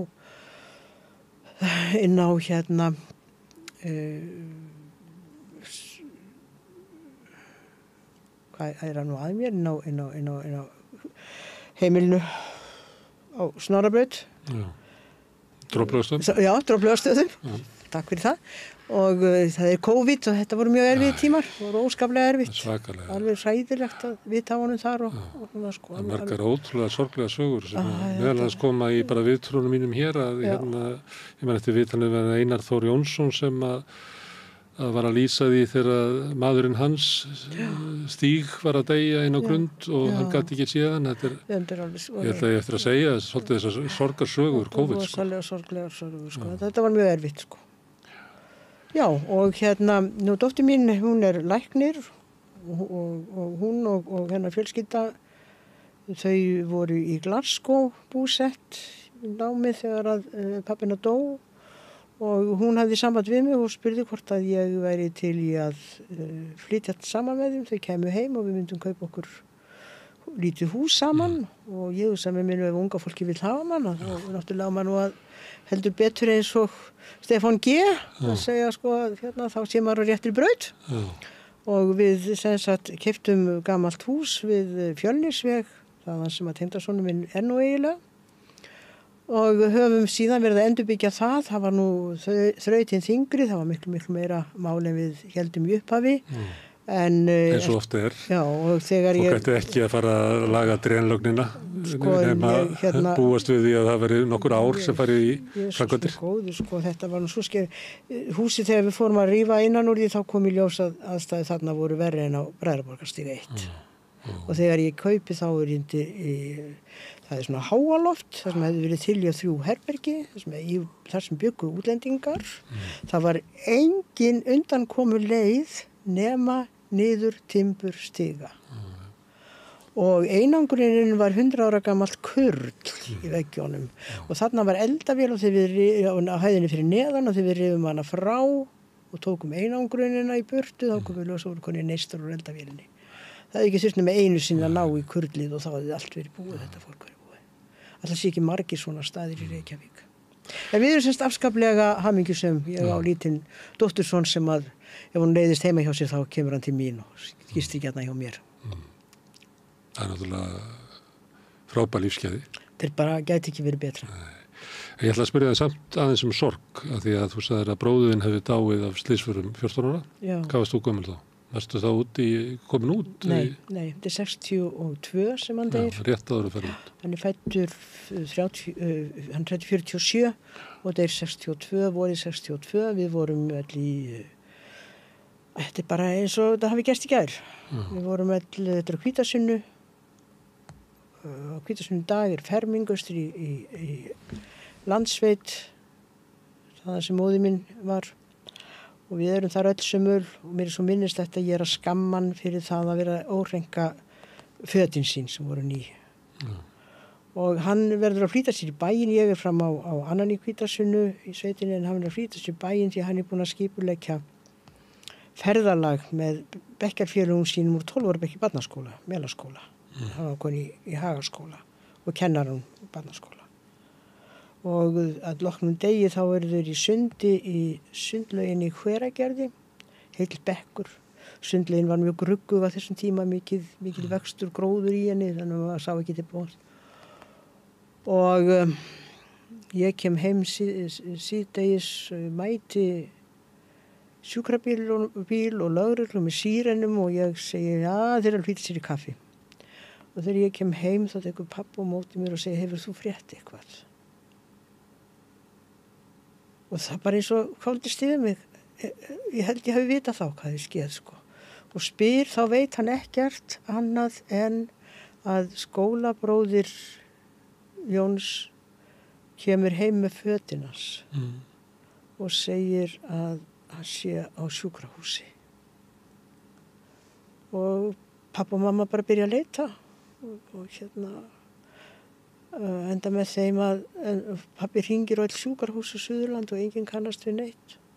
Það er sagt að sé á Landspítala og þar er þeim réttur lykillinn á líkhúsinu og svo fara þau út í líkhús án fylgdar og leita líki sonar síns. Hann drukknaði sem sagt í sundlauginni í Hveragerði. Ég var að fletta blöðum daginn og finn þar minningagrein sem Leo Löfi skrifar besta vin Jóns sem var Guðbjartur sonur Ólafs Jóhannessonar sem deyr ungur úr hvítblæði og Leo er að í þessari minningagrein Guðbjart lýsir hann því hversu sárt og erfitt það hafi verið. Guðbjartur er 19 ára bara 4-5 árum seinna.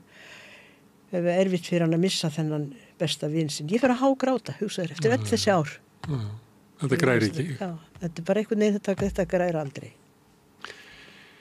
Það er náttúrulega óendanlega sorglegt þegar fólk deyr svona ungt. Já. Og við trúum í þetta ungi sem Guðnir elska. Já. Kannski er það vegna þess að það sem er óorðið er náttúrulega við sem eru svona gömul, eins og þetta segja. Við erum náttúrulega skemmt ævin okkar með mistökunum okkar. En þess að þetta er ungir að við eigum eiginlega hugmyndina það hvað þau gæti orðið. Já. Þannig þau verða svo stór. Það er það sko.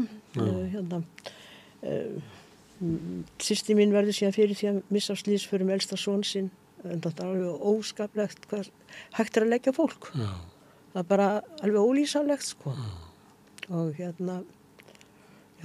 maður svo fær maður að tóra. Já. Svo lýsa maður getur aðeins sagt eitt, njóti lífsins. Já, og svo er maður einhver leiti líka það sem hefði geta orðið. Já. Þú talar ástina í Austur-Þýskalandi.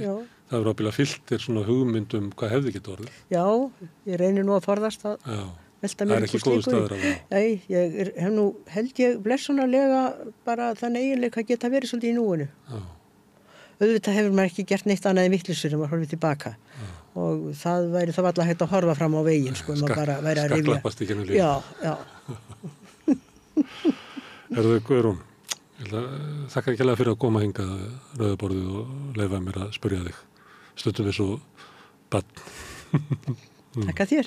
Ekki alveg þakkir. Og þetta eru lokin á helgispjallinu þessa helgina. Ég hveti ykkur til þess að fylgjast með helgadagskránni hérna á Samstöðinni. Þið finnið hana á Facebook og YouTube og heimasíðun okkar, samstöðin.is, í útvarpinu og í sjónvarpinu. Og ég segi bara góða helgi. Segðu það á Samstöðinni.